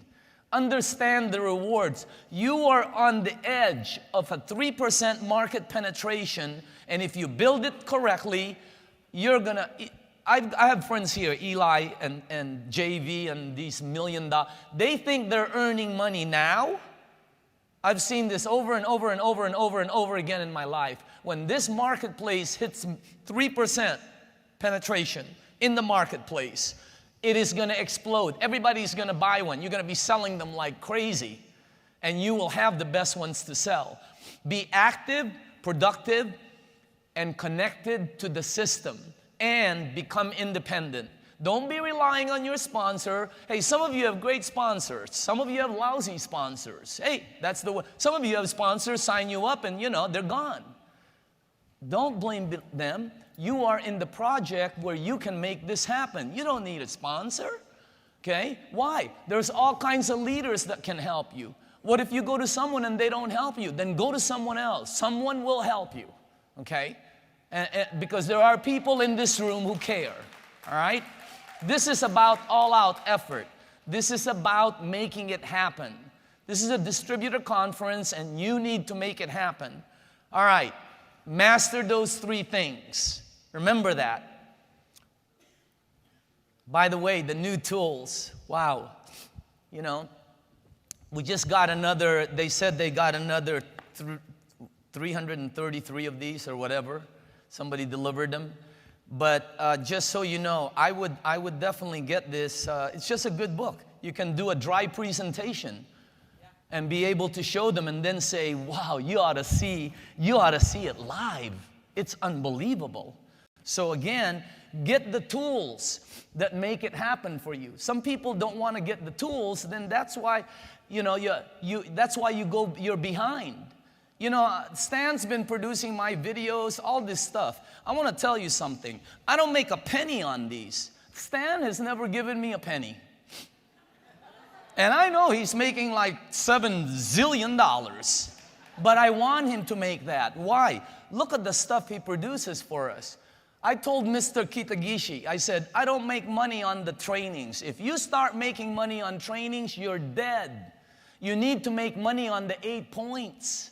That's where the money is, not the tapes, not the brochures, okay?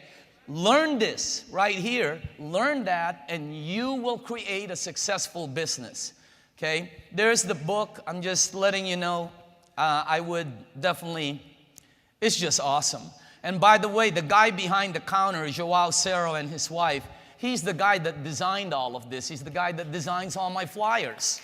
So, phenomenal work. You can't match it. It's impossible to match. That's why some of our events are so good, because all the players are good. Somebody asked me, you know, because I said, Joao's doing the book, man. Jerry's doing this thing. Stan's doing this, you know. Brian's doing the front of the meeting. And they go, what do you do? I said, it's sort of like a band. I'm the only one that doesn't play an instrument. but I know how to wave the wand really good. So, I'm sort of orchestrating the whole thing, but the talent with me, they're extremely talented. I can't say any more about it, okay? So, sharing the product. Talk to everybody about the product. Everybody drinks water. So when you're talking, get to the thing where, by the way, do you drink water? I'm going to help you on a couple of things, but sharing the business starts with sharing the water. Now, some of you are going to share the business first, websites to go to and so on, okay? I have a couple things here, but I want you to understand, this is the Enagic. This is taken directly from the Enagic website. Take a look at that, where it says, share the quality and effectiveness of our products. That's the philosophy of the company. Give the water out. If you're trying to sell, you may be good. I know, I can sell. Kenneth can sell. I think Art can sell. Lars can sell. How about your organization? How about the 65-year-old lady who's never had sales experience? Because if she cannot sell, then your override stop there. You're blocking it. You need to show something that is duplicatable, and sharing the water is the best way. Sharing the business, I think a live business overview. Presentation booklets are great, okay? I believe this is going to become your Bible right here. I absolutely believe it. I would carry this always, and I would carry a presentation book. These two, wow, what tools, okay? But I don't know if some of these numbers are right, but if they're not, check them out first. But I'll tell you what, I like doing home demos.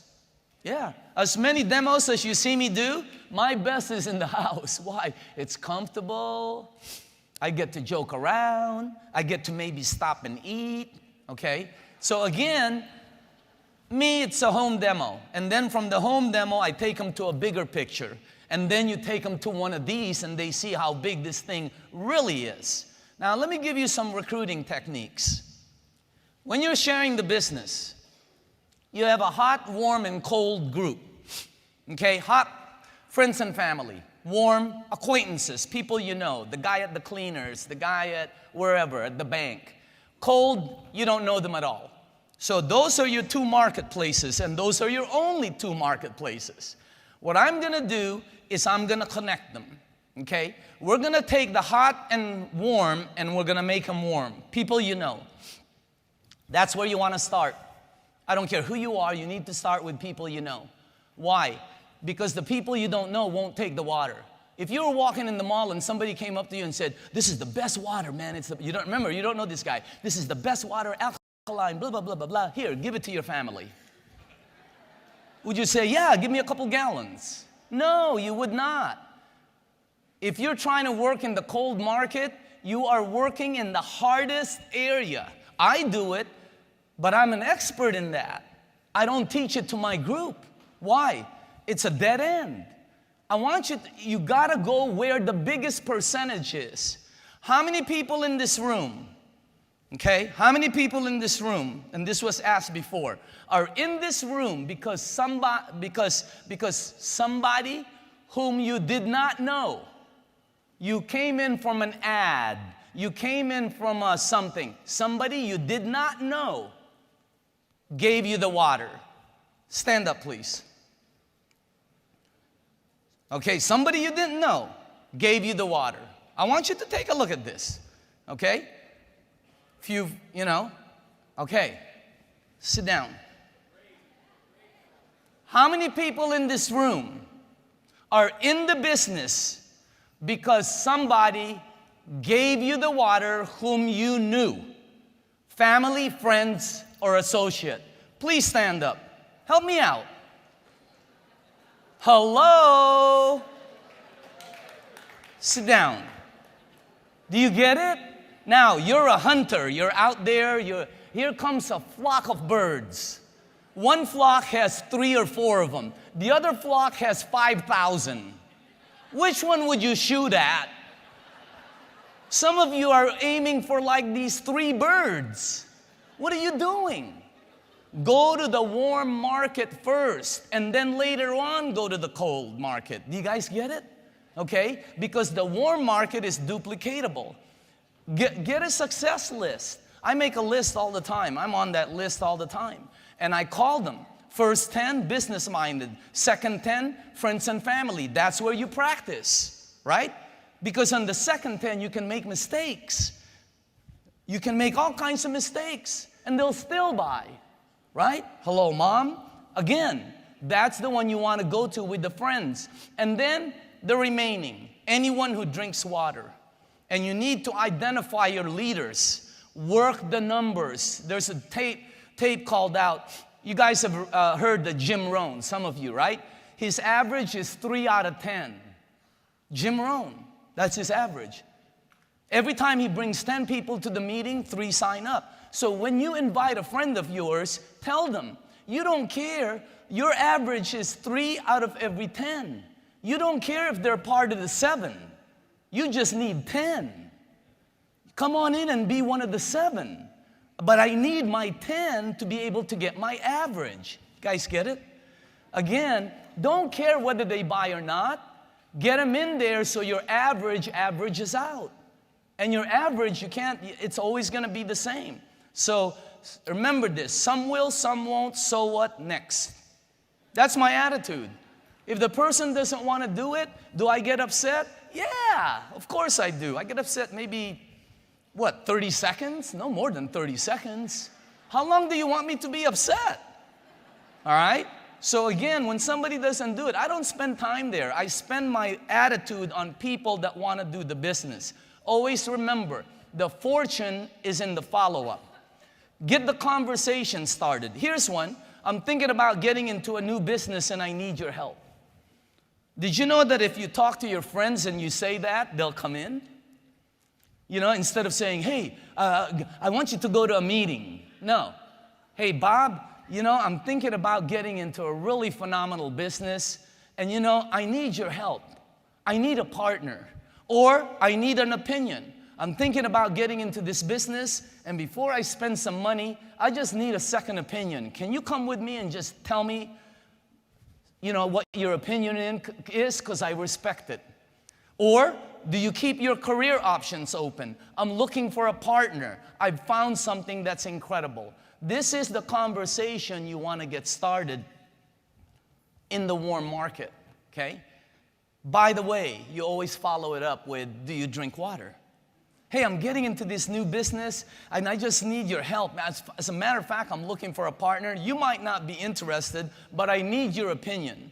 Bob, I just want to show you something. By the way, do you drink water? Wow. It's just such a killer opening, all right? So getting the conversation started ends with the water. Let me tell you what the water does. That's why I give water. I know there's trainers out there that say, no, give the water. The water allows you to come back and sell and sell and sell and sell. If you sell the opportunity and they say no, you're dead. You can't sell anymore. If you bridge it with the water, you can keep selling every time you deliver water. They allow you to sell 50 times. Oh my goodness gracious. So you need to understand why you're giving the water. It's because it allows you to come back and take another shot and another shot and another shot. And they're allowing you to come back. Hey, I'm out of water, right? Come on by. You can sell me again. You don't hear the last part, but that's what they're telling you. Here's some cold market recruiting techniques. In your cold market ads, if you're going to post an ad somewhere, I'm going to go into the cold market, make the headline, that's what catches their eye. A lot of people don't know what this is right here. This is a flyer that we created. I think they're selling out there for $20 for a pack and $30 for the 2 different packs. I always keep this with me. Why? Because sometimes I see somebody out there and I don't have time to talk to them. Sometimes I see somebody at the mall. I don't have time to talk to them, right? And they don't have time to talk to me. So I say, you know, you're really sharp. Do you keep your career options open? Yeah. Listen, I don't have time right now. But here, check this out. And it says, attention, stop, look, read. entrepreneurs, business owners, direct sales pros, organization leaders, home-based business individuals, and motivated go-getters. Do you keep your career options open? Are you looking for a great project with very high income potential? Do you have any experience in building businesses, direct sales, training, management, or organization, leadership? We want to talk to you. We will train. We offer 37-year-old rock-solid company, offices worldwide, health and wellness industry. Start immediately, now. Phenomenal support system, 50 to 100K first year potential, long-term project. And I tell them, I don't have time, go to this website and take a look at it. It's an 8-minute website, 8 minutes. You have to follow up on it. It's 8 minutes. Now, when you see this, it's gonna have an email there, because we can't remove that, we use it, but we use that in the Newport Beach area. So wherever you're using them, tell them, you have to follow up. You give them your card, they give you their email. How about if you go into a business place? You know how many businesses out there are starving? Go in, look for an owner and say, by the way, are you the owner? Let me ask you something. If I could show you how you can add something here that would add another profit center to your already existing business, would that interest you? I don't have time right now, but here. And go to that website. Okay, I'll check back with you in a couple days. Is this your card? And then when I'm leaving, by the way, do you drink water? Okay, great. This allows me, I passed 6 of them out today in the hotel. And I know I have people in here because of this ad. Okay? So again, make sure that you understand these are tools that you use. How are you gonna compete with me when I have this and you're trying to rap with somebody in the mall? How are you going to compete with me when I'm passing 20 of this out, when it takes you 5 days to talk to one person and they say, no, I'm not interested? You can't compete. It's impossible. What I'm trying to tell you is the tools we're providing is to get this program to I'm interested in 5,000 sales in the U.S. space. I told them I'm gonna help you do that. I'm excited about that. Okay. So these are the flyers. Stop. You found it. These are some of the ads. Whenever you do an ad like this right here, for example, in the Craigslist ad, the headline is the most important thing. I've been in this a long time. I've spent at least $500,000 on running ads. I know what I'm doing here. And I'm telling you, the first part, the looking for leaders, that's the first thing they see. If that doesn't catch them, they won't read the rest. This is phenomenal stuff for you that you can use. And it's gonna, wow, major company expand, same ad. Look at that. All we did was, there, look at this one. Somebody looking, you know, I mean, it's unbelievable. And by the way, when I find somebody, okay, and they ask me, do I have to spend any money? No, you don't. I'll give them the bottles. I'll give them everything. I pay them a commission. I already told you the way I do that. And then I show them the marketing plan. I say $285, $285, $570. Now remember, I'm giving them $500 a sale. $285, $285, $570, and you don't get the overrides. I've never had one person say, I'll take the $500. Every one of them goes, there's a light bulb that goes in. Oh, wow. Distributor immediately. So I'm just trying to show you some of the things that we do. These flyers are absolutely phenomenal. They'll help you out. If you want to use them, that's up to you.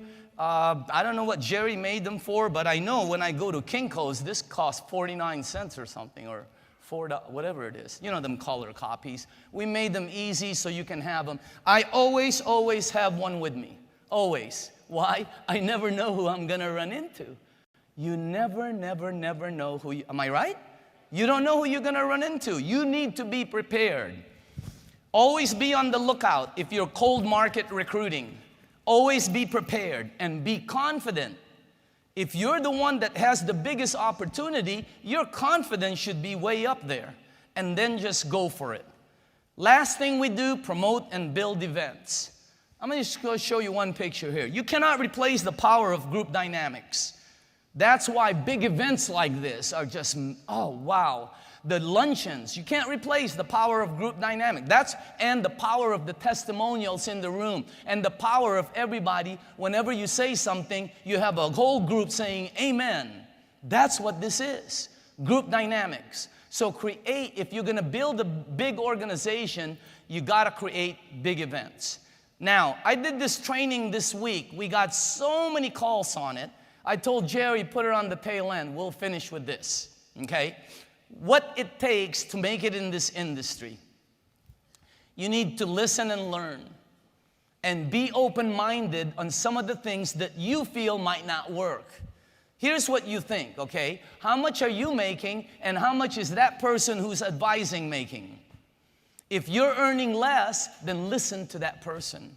That's what you do. You know, Tony Robbins, right? Look for somebody who already has what you want, find out what they're doing, do the same thing, you'll get the same results. All right?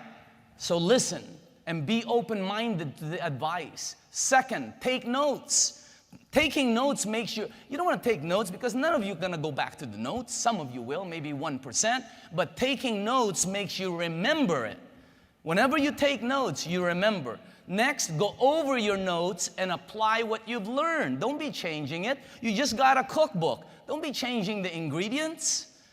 Okay? Next, no quit, no retreat, forward. This is what it takes to make it in this industry. Remember, you must initiate your own momentum. If you're going to earn what some of these people are earning, you need to initiate your own momentum. You got to make it, you need to do it on your own. You can't be counting on everybody and your team and your mom and your dad and your brother. No, you're going to do it because in the end, you're accountable to you, okay? And if you want to know how many best friends you have, go and try and borrow $5,000. Yeah, try and borrow one from one of your best friends or your best relative. Try it. You'll find out. This is your business. You initiate your own momentum, okay? Be accountable to you. It's solid commitment by you, for you. You're going to do this for you because you represents fixing everything around you, your family, your finances, everything. Wow. And remember the time and effort chart. It's going to take you time. Some of you are going to take a lot of time and no money. Anybody do that? I had one lady call me up last week. I've been in this thing 2 months, 2.5 months. I haven't gotten a sale. Just freaking out, okay? Which is what everybody does. But see, in the beginning, there's no money. You're giving out water. I mean, anybody, nobody's buying. But as you move forward, you get better. And then your time becomes less and the money becomes more. And then your time becomes spending time in your house. I'm basically retired. I'm at home all the time. And I go to meetings, yeah, but the only reason I go to meetings is because I want to be there, all right? I don't do banks on Fridays. I don't do lunch at 12 o'clock. I don't do traffic. I mean, why would you want to do that when you have something this good? Take the time to build this, okay? Give it time to develop is what I'm telling you. How to build. Are you building foundation or framework? Some people don't even know. Okay? What materials are you using? You got to use live materials because there's 3 types of people in this business. Live ones, the ones that are excited, a lot of you. When you sign up somebody, you know when they're excited. They're at the meeting before you, right? They want us demo right now. These people are excited. Then there's the wounded. The people who, they talk a lot. Oh, I'm going to do this for you. I'm going to be 6'8" in 4 minutes. Oh, just sit back. I'm going to make you a lot of money. The gates goes up and the horse dies. Signed up any of them? Okay, we're together here. And then there's the walking dead. These are distributors of record that show no sign of life. You call them, no one answers. You text them, they don't text back. You ask them to go to a meeting, they don't appear. They're already dead. It's just that they're not buried yet, but they're dead, okay? You want to work with live ones. And for some of you, if that means shaking up your distributorship, go do it. Go home, shake up that blanket and say, I'm tired of dragging you, okay? Where's your blueprint? Get a blueprint. Put some circles and squares in your day timer and fill it up. I have it. I have real, because you have to have a blueprint. The blueprint motivates you to fill up the circles. Some people don't want to do a blueprint because they don't want to know how bad they're doing. I have a blueprint, and sometimes I put it in my closet where it hits me every time because I want to know about it. Are you building width or depth? Remember this, width for profits, depth for security. Ask any of the people that are getting bonuses. Width for profit, ask anybody who's getting daily checks. Width gives you daily checks. Depth gives you the bonus security, okay? And when is your job finished with somebody? In other words, you can't, when is your job finished with somebody? I mean, your son's 58 years old. They got to move out someday. All right? Again, when is your job finished? Here, there's your framework. There's your blueprint. See the first? That's your foundation. You want to build the strength and stability of your organization is dependent on those green dots. It's your foundation. But you have to root them. Why? Because if you don't root them, let's say under number 1, you give them water. And you don't tell them to give water to their friends and you're not helping them. If you lose number 1, the whole lane dies. I have somebody who I sponsored, came in off of an ad. He did pretty good, sold about 6, 7 machines, and then died. I haven't seen him in a while. If I wouldn't have root levels, I wouldn't have picked up Lars Jacobson. And Lars is going 6A. No question about it. Is Lars here? How many people did you bring here today? 40. 40. What if I didn't root the level? The 40 is gone. So you need to root behind your people. Don't be thinking that number 1 is going to be there forever and ever. Amen. It might not. So you got to go below them. And what a best time to go. It's easier for you. You get paid the same. If you go below, do you guys know that? You get paid identical if they sell it or you sell it. And it's easier to go to their warm market than you're looking for a cold market. And then after you build your framework and root, you got to anchor. That's what I did with Lars. I anchor below so I don't lose the lane. I have 50-some lanes. I don't know, most of them are pretty productive. I have had a couple that didn't make it. I don't know what I did wrong because, it's my fault. I did something. Because when somebody doesn't make it, I take it personally. They start going out there and saying, yeah, I work with Daniel DeMacaulay. I made no money. Don't be passing that around, okay? Anchoring, rooting levels. You got to go below, and then you got to go sideways and duplicate. You don't have to root every level. You don't have to root you just have to have people below them just in case that person leaves. Key points. Your primary goal. You're here to build an organization that's stable, productive, without your supervision. Isn't that the game plan of a business?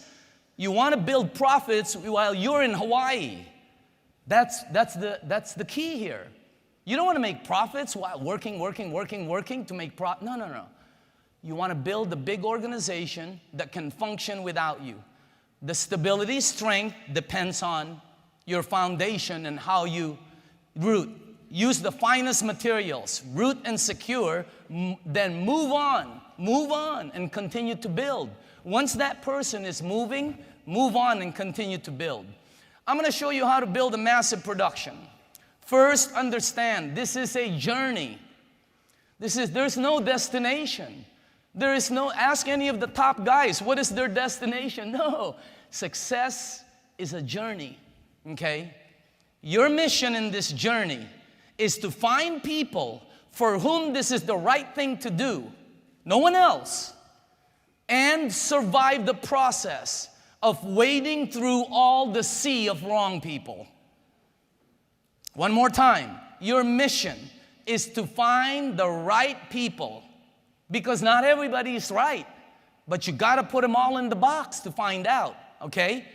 This is your mission.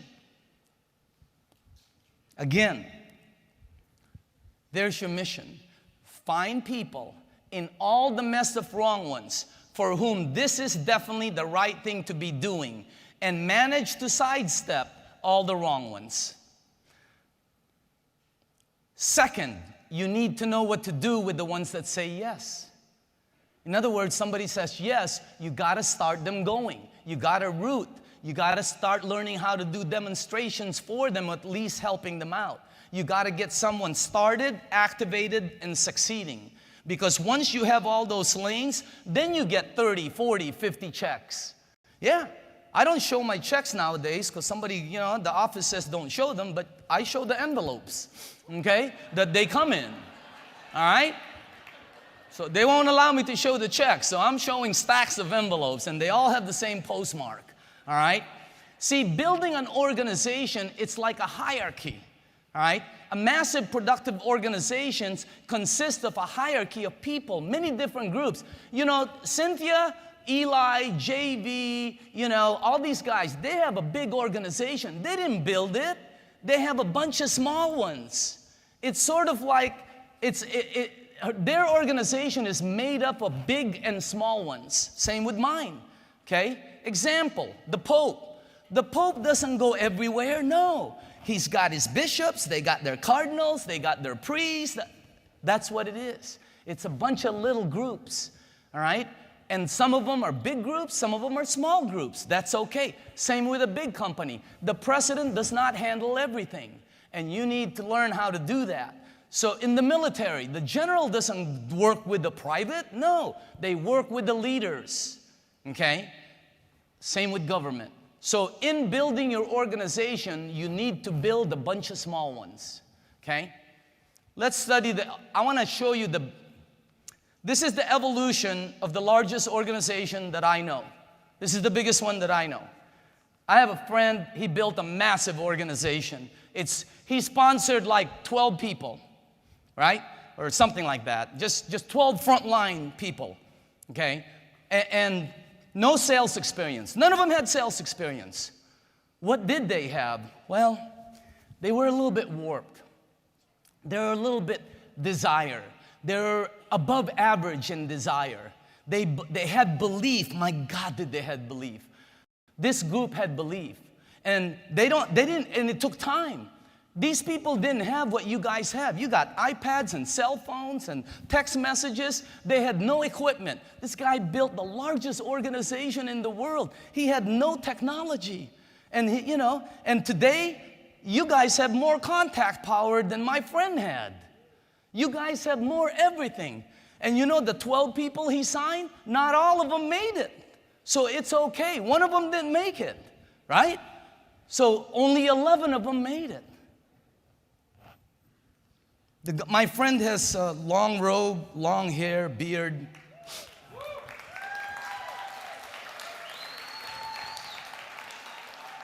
As a matter of fact, I was reading when he sponsored Soul of Sarsis. Yeah. You know how the guy was riding, he didn't believe it, and he had to knock him off his horse and blind him, right? Now, I know we don't have those kind of recruiting powers, but, look what happened with this organization. It's the largest in the world, okay? And they went through village to village, and if they got caught, they were killed. Wow. If you get caught, you don't even get wet. So again, top builders. I have a lot of friends in the industry. Some of them are neighbors of mine. I have a lot of friends that earn $500,000-$600,000 a month. And Cynthia, JV, you guys know you're going there. That's an amazing amount of money. A lot of things you can do with that, by the way, okay? But let me give you the common elements of some of my friends. Jeff Roberti, Doran. They're focused on one project. One. Very hard to do two projects and succeed. Very hard to play baseball and football. It might be done, but by only one athlete that I know of. Very, very hard to be in like 2 or 3 marriages. I mean, it just doesn't work. You know, you got to make excuses here. You got to eat dinner, lunch, breakfast. One, very hard to do two religions. Very, very hard. One, be focused on one project. And then you got to go to training. Imagine what you're learning today and then stick to it. Don't quit. Do anything but quit. Anything but quit. Anything. You can do anything but quit. Quitting is not an option here.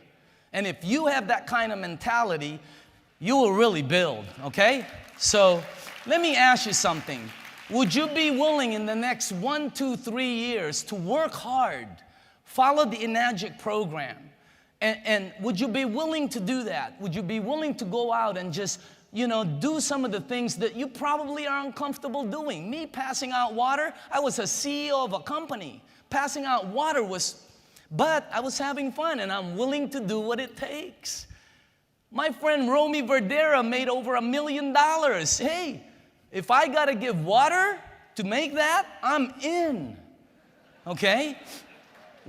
Can you see it? I know you hear all these stories about people who are doing it. You know, Tony Mack, who started flat broke, Bob Richardson, who was living in his car. I'm telling you, can you see it? Okay? I mean, it's a great story, but I'm going to tell you, the story is good, and it does happen, and it can happen to you.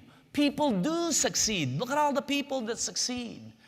People do succeed, and you can succeed. Then why do so many fail? Well, what if you got the wrong training? What if you got the wrong directions? Let me tell you what happens when you get the wrong training or wrong directions. You ask again. If you're at Disneyland and you ask where the Mickey Mouse Peter Pan ride is, they give you the wrong directions. What do? Go home? If you're at the mall, you ask somebody, hey, by the way, where's one of these shops, right? And have you ever gone the wrong direction? I've been in a mall and I got the wrong direction from a guard. He didn't know what he was talking about, you know. He didn't know if it was C's or Godiva, right? I asked for Godiva from Mrs. Oshiro, and where does he bring me to? C's. I've gotten the wrong direction. I did not pack up my bag and go home. What do you do when you get the wrong directions? Ask someone else. It's so simple. What do you do when you get the wrong training? Ask somebody else to train you. Go to the other trainings. That's why all the trainings are good, just so you know. I think because you learn the good and the bad. You learn the real and the not real.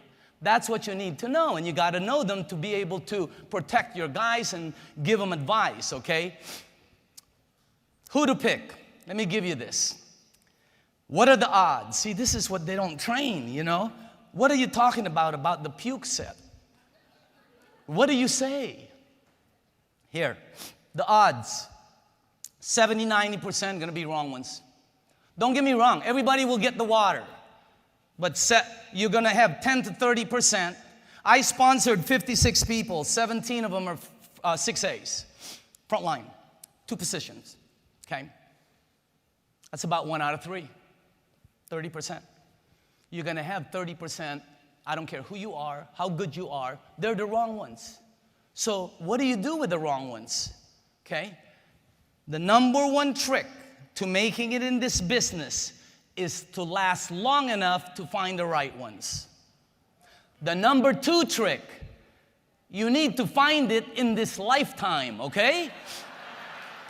So you guys gotta move. You need to move. Hey, Tim McKnight, Dr. McKnight said, move, here, move. So again, there's the number 1 trick and there's the second trick. You need to do it now. Some of you need to do it this year, right? Some of you want to do it this year. The wrong ones, the puke set. That's the number 1. Did you hear him? He said that he got advice. The number 1 thing, by the way, that's the number 1 reason why people fail, is because they listen to the wrong people. You know the people, oh, you're never going to make it there. Oh, it's not a pyramid.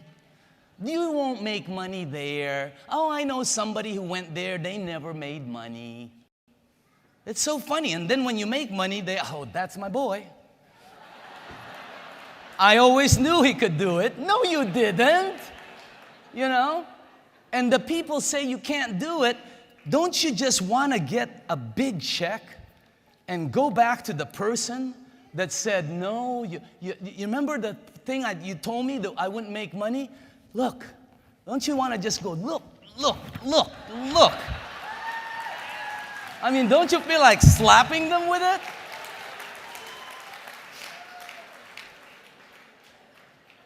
The best revenge is success. I'm just letting you know. It's the ultimate revenge, success, okay? The forever maybes. When somebody says maybe, move on. I'd rather have a no today than a no tomorrow. Obviously, I'd rather have a yes, but a maybe will kill you, because when you have one maybe, then you have one ball up in the air, then two, then three, then four. Now you're waiting for one of them to come down. Some of you are doing that right now. Move on, the forever maybes. Oh, I'd rather have a no. Next, the wrong shoes. Maybe that's the wrong thing. So what do? It's like shopping for shoes. What do you do when you shop for shoes and it's the wrong color? You leave them what if it's the wrong price? What if it's the wrong style? Do you try and make it fit? No, maybe some of the people do, but no. You leave it right where it is. If it's the wrong shoe, leave them alone. If you go to your neighbor and they don't want to do this, then leave them alone. It's done. Go to the next one. They'll come back, okay? The do-nothings, right? The talk-a-lots. These are the wrong ones. The people, the excuse-em-asses, right? Okay, they got excuse. Oh, I got to do this. Oh, I got to go to the bathroom. I can't go with you to the meeting. You know, jeez. These are the wrong ones. You're looking for the right person. First law of organization building. Don't recruit anyone you have to drag across the finish line. As Jim Rohn says, you can help 1,000, but you cannot carry 3 on your back. You can't carry 3. If you have, some of you are pulling there's your team. Come on, yeah, get on. Go ahead, get on. You know, you're making them, you're pulling a whole truckload.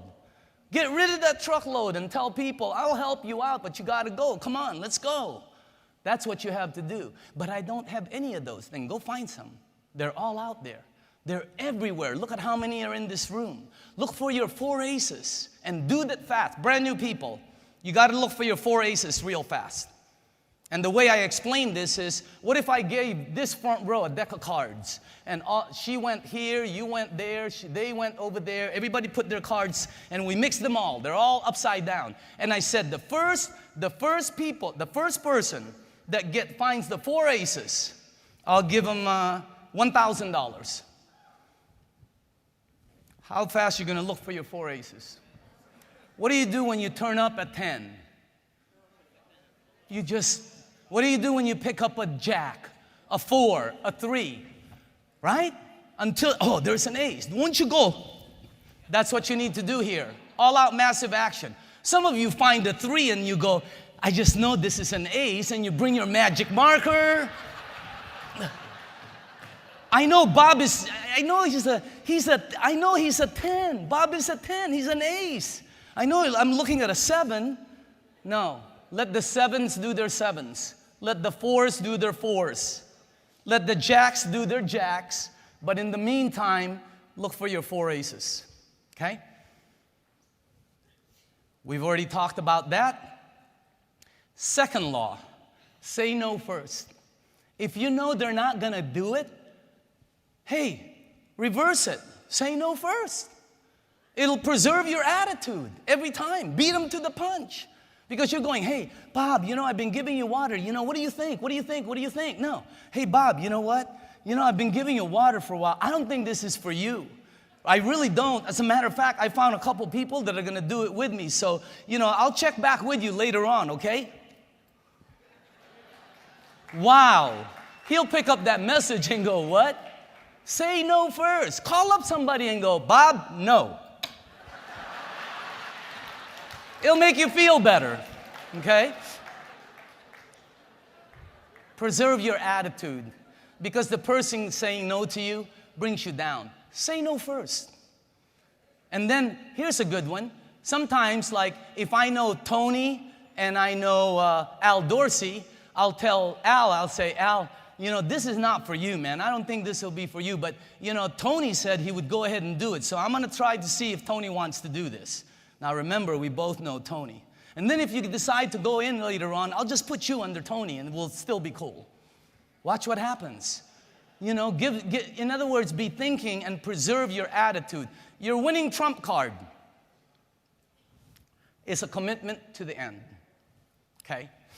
I'd like to, right now, bring up some people because we want to close this out. These are the top of the top in the room. And can you please come up? If you've earned over $1 million, if you're $1 million earner, please come up. We want to hear from you, and let's do this quickly.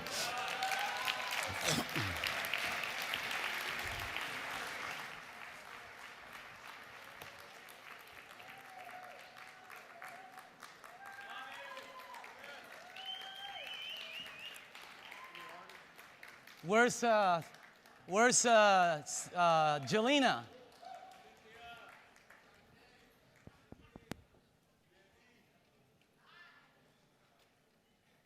I remember the first time I saw this back in '89. There were people making $1 million. I was in the audience, and I just said, I want to be there. That's where I want to be. And you can be. All of you can be here. They're not that good.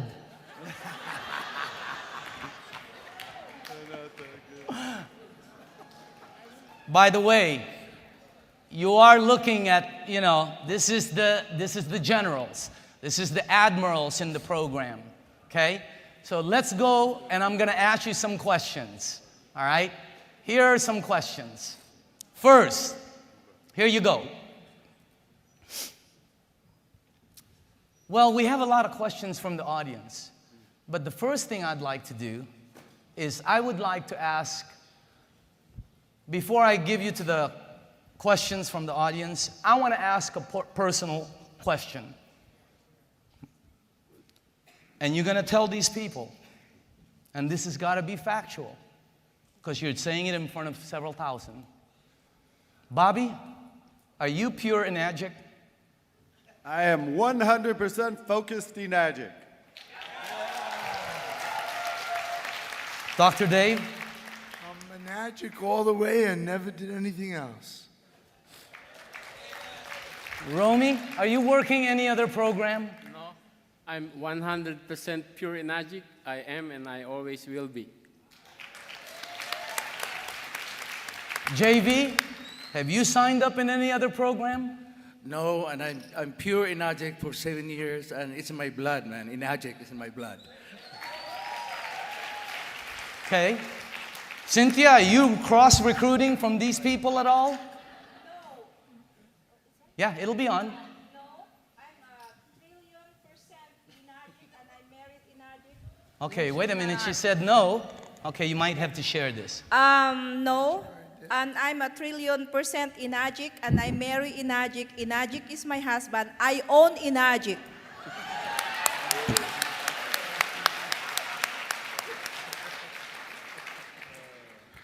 Eli, are you pure enagic? Deadly question, huh? I'm a samurai warrior. You are pure. I'm 100% enagic. You better not try to cross-recruit anybody that I know about, because I'm a samurai warrior. Jelena? 100%. Are you pure enagic, and have you ever seen Eli sneaking into another meeting? No, I have not. And I am 1,000,000,000,000,000,000,000,000% enagic. And Cynthia, not only am I married to enagic, enagic are my children, my grandchildren, my great-grandchildren, my future family, and my family that's future before that. Petro. Blah, blah, blah. I love enagic. Okay. Let's go Eli. What's the most important ingredient that moves you to the top of the top? Persistence. 100%. I don't give up on people. I love people. I follow up, follow up. I follow up, I follow up, I follow up. And I'll call you 3 months from now, I'll call you 6 months from now, I'll call you a year from now, 2 years from now. I'll call you 5 years from now, and I'll say, hey, how you doing, man? I've been thinking about you. How's it going? Because I'm going to find that one moment when things are going bad for you. And then you're going to say, how are things going for you? And I'm going to say, That's true. you know, So on persistence. my this many million, on my... Persistence. Persistence. Okay. JV, what's the most important ingredient that move you to the top? Well, the most important for me is the commitment, commitment to help my organization for them to move up. And that's the only way I could create an organization, is to help them move up to where, where I'm at right now. Okay. Dr. Dave, What's passion? okay, he says compassion, but what's the hardest part of your journey to be $1 million earner? What do you think is the hardest thing that you had to do in this business? The hardest thing I have to do, well, I've destroyed 3 cars from spilling water in the back, and they totally got moldy. So besides that, there's nothing really... Nothing hard about it. Bobby, what's the hardest thing in this business for you? Let's see. Hardest thing. I mean, it's an amazing business. It's fun. It's simple. The hardest thing probably is organization. Or trying to balance my time when you start getting a big organization. Trying not to get focused on too much management mode and continuing to do the income-producing activities. That's probably the hardest. Cynthia, what's the hardest thing for you to get your checks, to make those big checks? What's the hardest thing you had to do in this business? The other one. When people calls me, when I meet someone and then they're excited because I keep telling my story, and then they ask me to do live presentation, and then I said, okay, I will be there tomorrow, and then I found out that they're in Dubai, in Bahrain. That's the hardest part for me. That's the next day. So they're not there. They're not there, but most of the time, we just sign up from people from Saudi Arabia by just telling my story. Romy, what's the hardest thing for you in this business? Trying to decide who I'm going to help first, because there are so many people who are calling for meetings, and I would look at my appointment book, and I said I'm booked like 3 or 4 months ahead, so I have to schedule them way, way far, But I want to help everybody. So the hardest thing is your scheduling. Yeah, trying to choose who to help first.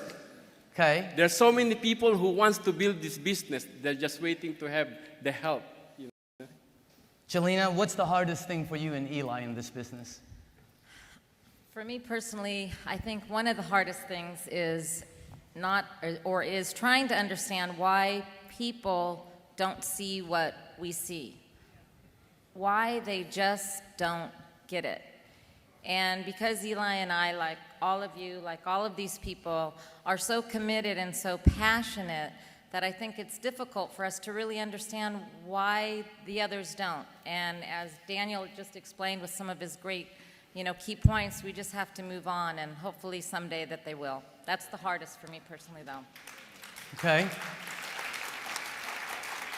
Eli, what's the best and most productive tool or method that you know in your business? His wife, Jelena.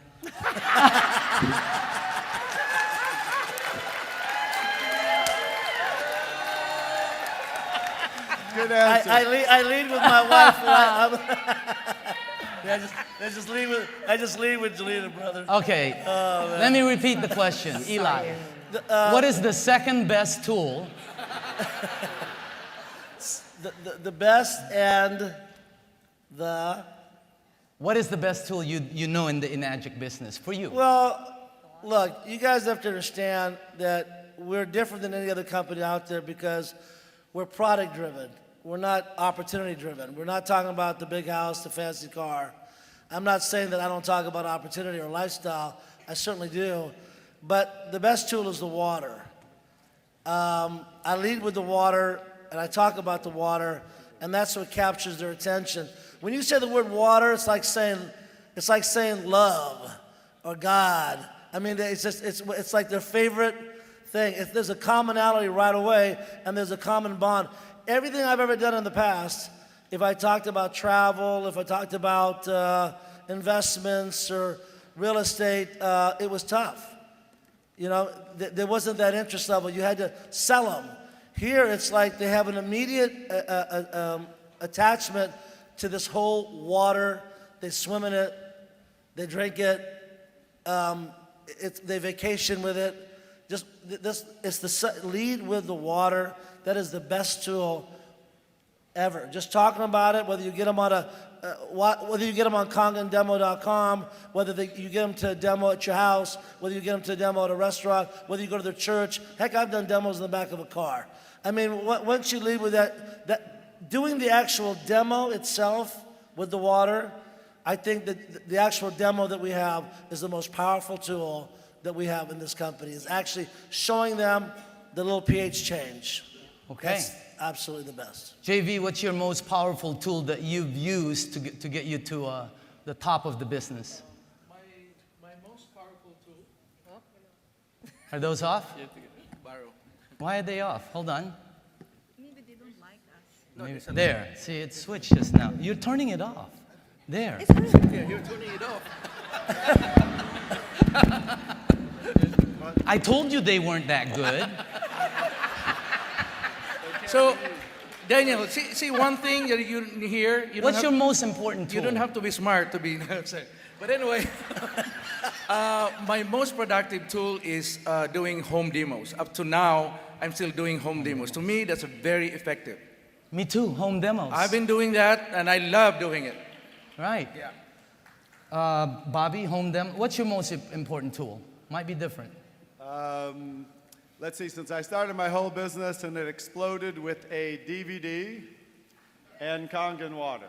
So those two are my two most important. So you give the water and then the information, the DVD. Right, two income-producing activities. Okay. Dr. Dave, what's your most productive tool that you've done in building? I would say a live demo and sharing the water. Live demo and sharing. See, Dr. Dave, he amazes me because he's a doctor. I'm a marketing guy. I'm supposed to do good in this business. When he went 6A, wow, I'm impressed.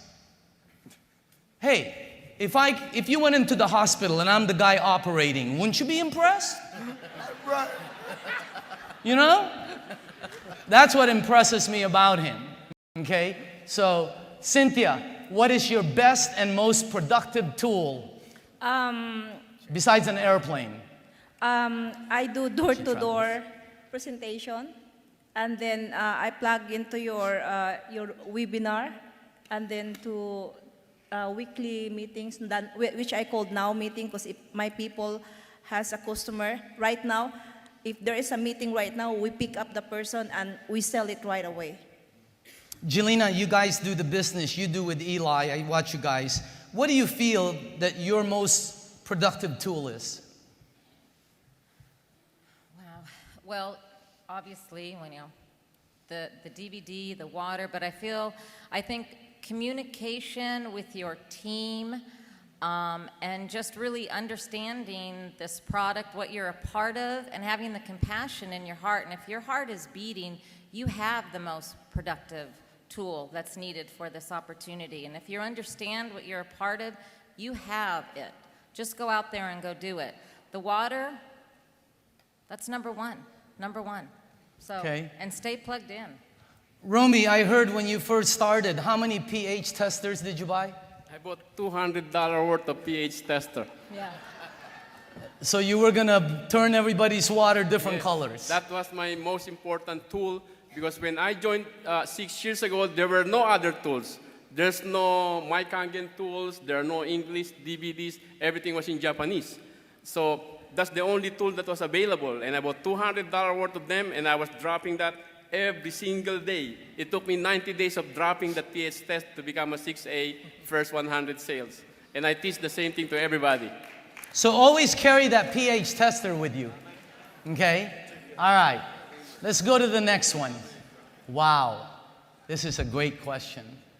Okay. JV, what's the biggest mistake made by new distributors, in your opinion? Wow. The biggest mistake. What do you see new people making a mistake? Well, I base it on myself when I started. Because I did a demo for 45 days. I make sure that I do demos 3 times a day, and for 45 days, I didn't make any sale. So it's about 120 demos.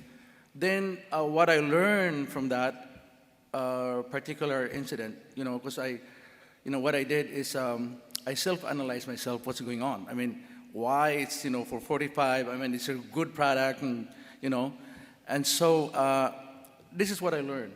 Number one is that, because it's a warm market, it's my relatives, my friends. So this is what I found out, that relatives and friends, they love you, but they don't believe you. That's one. That's a good one. That's true. That's true, right? Okay. And number two, they could see through me because I really need the money. You know what I'm saying?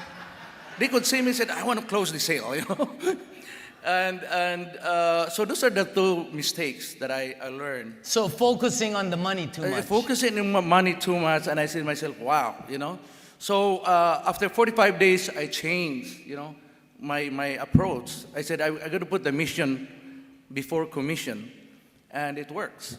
Mission before the commission. Yes. That's a good one. Yeah. Eli, you see a bazillion people, right?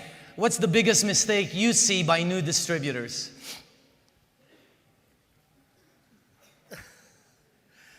The biggest mistake is talking too much. What? Is that Eli? Wait a minute. Is that Eli? Is there You another said person? distributors, not me.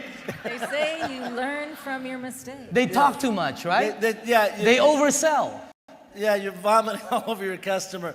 I learned how to use the system a long time ago. If I called you right now and I said, hey, listen, what are you doing right now? I need you to listen to something. I need 5 minutes. When you get off, I said, what's the best thing that you heard about that? They tell me. I say, hang on, you're in front of a computer? I want you to go look at kangendemo.com. I want you to watch it. Call me right back. I didn't tell you anything, really. I can do that at a meeting local. What are you doing Tuesday night? I want to come by. I want to meet with you. I need 20 minutes. Just you and I, brother. I haven't said anything. So talking too much. The other thing, honestly, Daniel, is y'all are treating this like it's a hobby. You're not giving it the respect of a business that you would pay $100,000, $200,000, $500,000 for. You need to treat this like you just put everything, every last dime you have. And like you said today, you wouldn't walk away if you had put that kind of money in a business. No way, no how. So stop treating this like a hobby and take it seriously. Do it every waking minute you got when you're not working your other job. Yeah. Treat it like a real business. Bobby, what's the biggest mistake you see by new distributors? Probably that they don't take all-out massive action, which was a little bit what Eli was talking about, and to get a fast story, whether product or income, and then they quit too early. They quit too early. Dr. Dave, you agree with that? Yeah, again, that was the thing I found most, that people, if they don't get a check or you don't get them a check, they're gone. That's why we had such a large rate of dropout people, okay? And basically, as a distributor, it's supporting your group. Okay. Cynthia, you travel all over the world. You have some of the biggest people underneath you, right? Yeah. I mean, some of the top producing. What do you see the biggest mistake by new distributors? Like the closing. The closing, like people are scared to close because they thought this is like a hassle over profit ratio. And they're afraid to ask for the sale. I'm sorry? You saying they're afraid to ask for the sale? Yes, that's the, I know you're not. I've seen her ask for the sale with everybody. For me, no. My mistake is like when I install the machine, that's my biggest mistakes that like the white hose, should be attached to the, acidic. I attach it to the acidic one. So my downline says like, Cynthia, I got a headache. I said, oh, don't worry, that's that's how do you call this? You're hydrated. That's the side effect. And then I went there, and then I found, my God, the gray one. He's drinking the gray one. That's my big mistake, because these two did not teach me. These two, they did not teach me how to install, how my machine, work. Because at that time, we have Japanese, BHR, BHR? We don't have BHS. We don't have those. We have the BHS. No, we don't have DVD. Okay. Guys are funny. JV, I want this from you. You've been here the longest. What makes an AGIC program different from all other direct sales or network marketing or multi-level? The difference is that this is not multi-level, and you make money actually just based on 8 points alone, and that's what really gets me, motivated, and I could see people, and it's also the way I look at it. It's an even field, because when I started. By the way, I didn't start the program, I have I'm on my 8, actually I'm on my 8 points under the hierarchy. I just started from the 8 points. I'm 1A and there's like 6 A's above me. Okay, so you can see that whenever, it don't matter where you are at right now in terms of position, but you still could get, the income like what we are getting. So it's not like multi-level where the top people is the only one that makes money. So that's how I see the program. That's really, really powerful. If somebody asked me that question, what makes an AGIC program different from all other direct sales? I've never seen so many people who don't speak English make money. Yeah. It's like, did you see them? Some of the people that got their 6 A's yesterday, all you have to know is water. You can be water. That's true. That's it. That's true.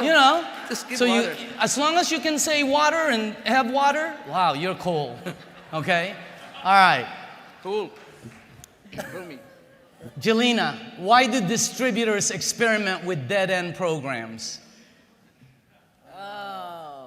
Oh, this is a good one. Yeah. Just real quick, because we're ending right now. Why do they? Because I think they are sold a bag of goods, or they're trying to find something, some get-rich-quick scheme, maybe to validate why the other one didn't work. Well, who knows why? Really, who knows why? Other than that, maybe they're just trying to either get rich quick, or they got tied in by, a so-called leader or someone saying, this is it, here's your plan B, go make it happen. I don't know why, darling.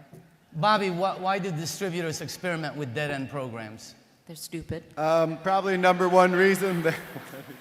Number one reason is probably they are not making the money they want to be making, and the reason for that is because they're not working properly and doing income-producing activities. Yeah. Otherwise, they wouldn't get sidetracked and do other things. Romy, why do distributors experiment with dead-end programs? They want easy money.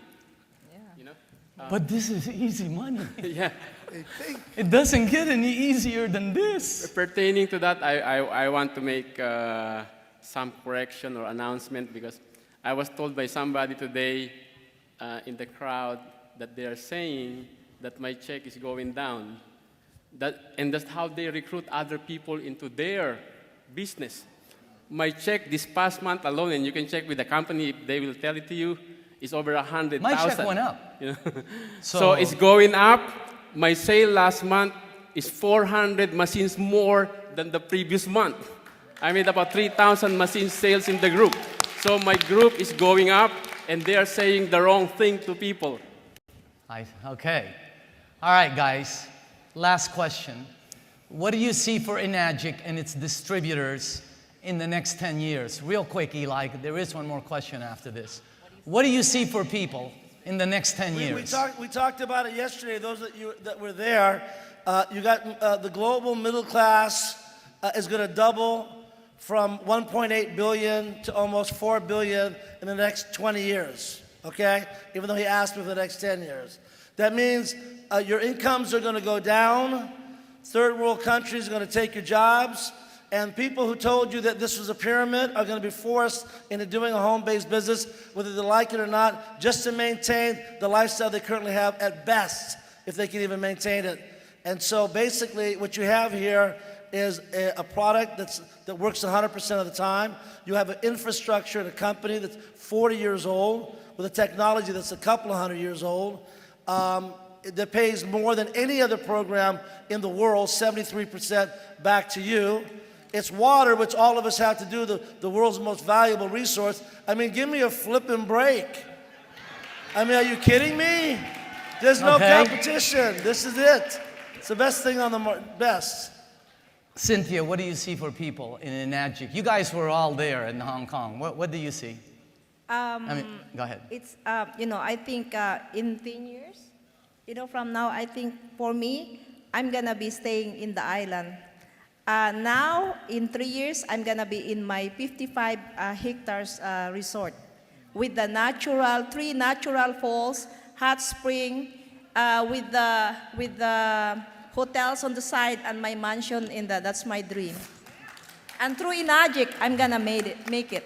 Dr. Dave, what do you see in Enagic the next 10 years? I just see this going exponential in a few years. Like you say, we're at the 1.5% mark, but when we go through that curve upward, we're going to be just order takers. It's going to be insane.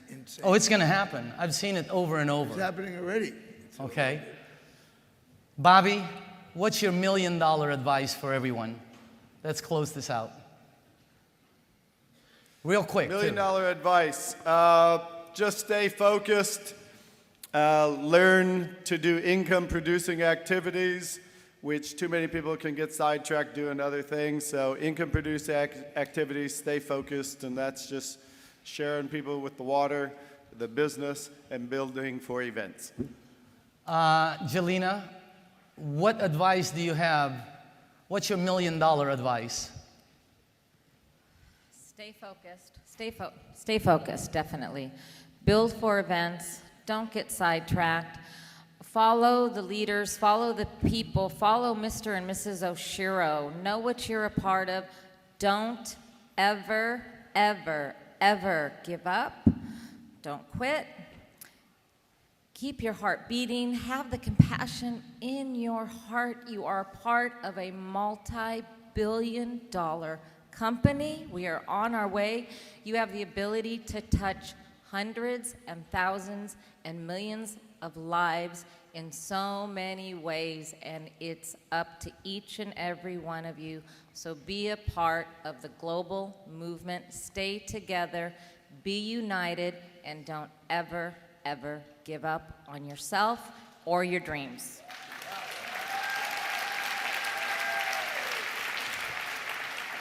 We're running late, and I'm sorry for being late. We're not normally late.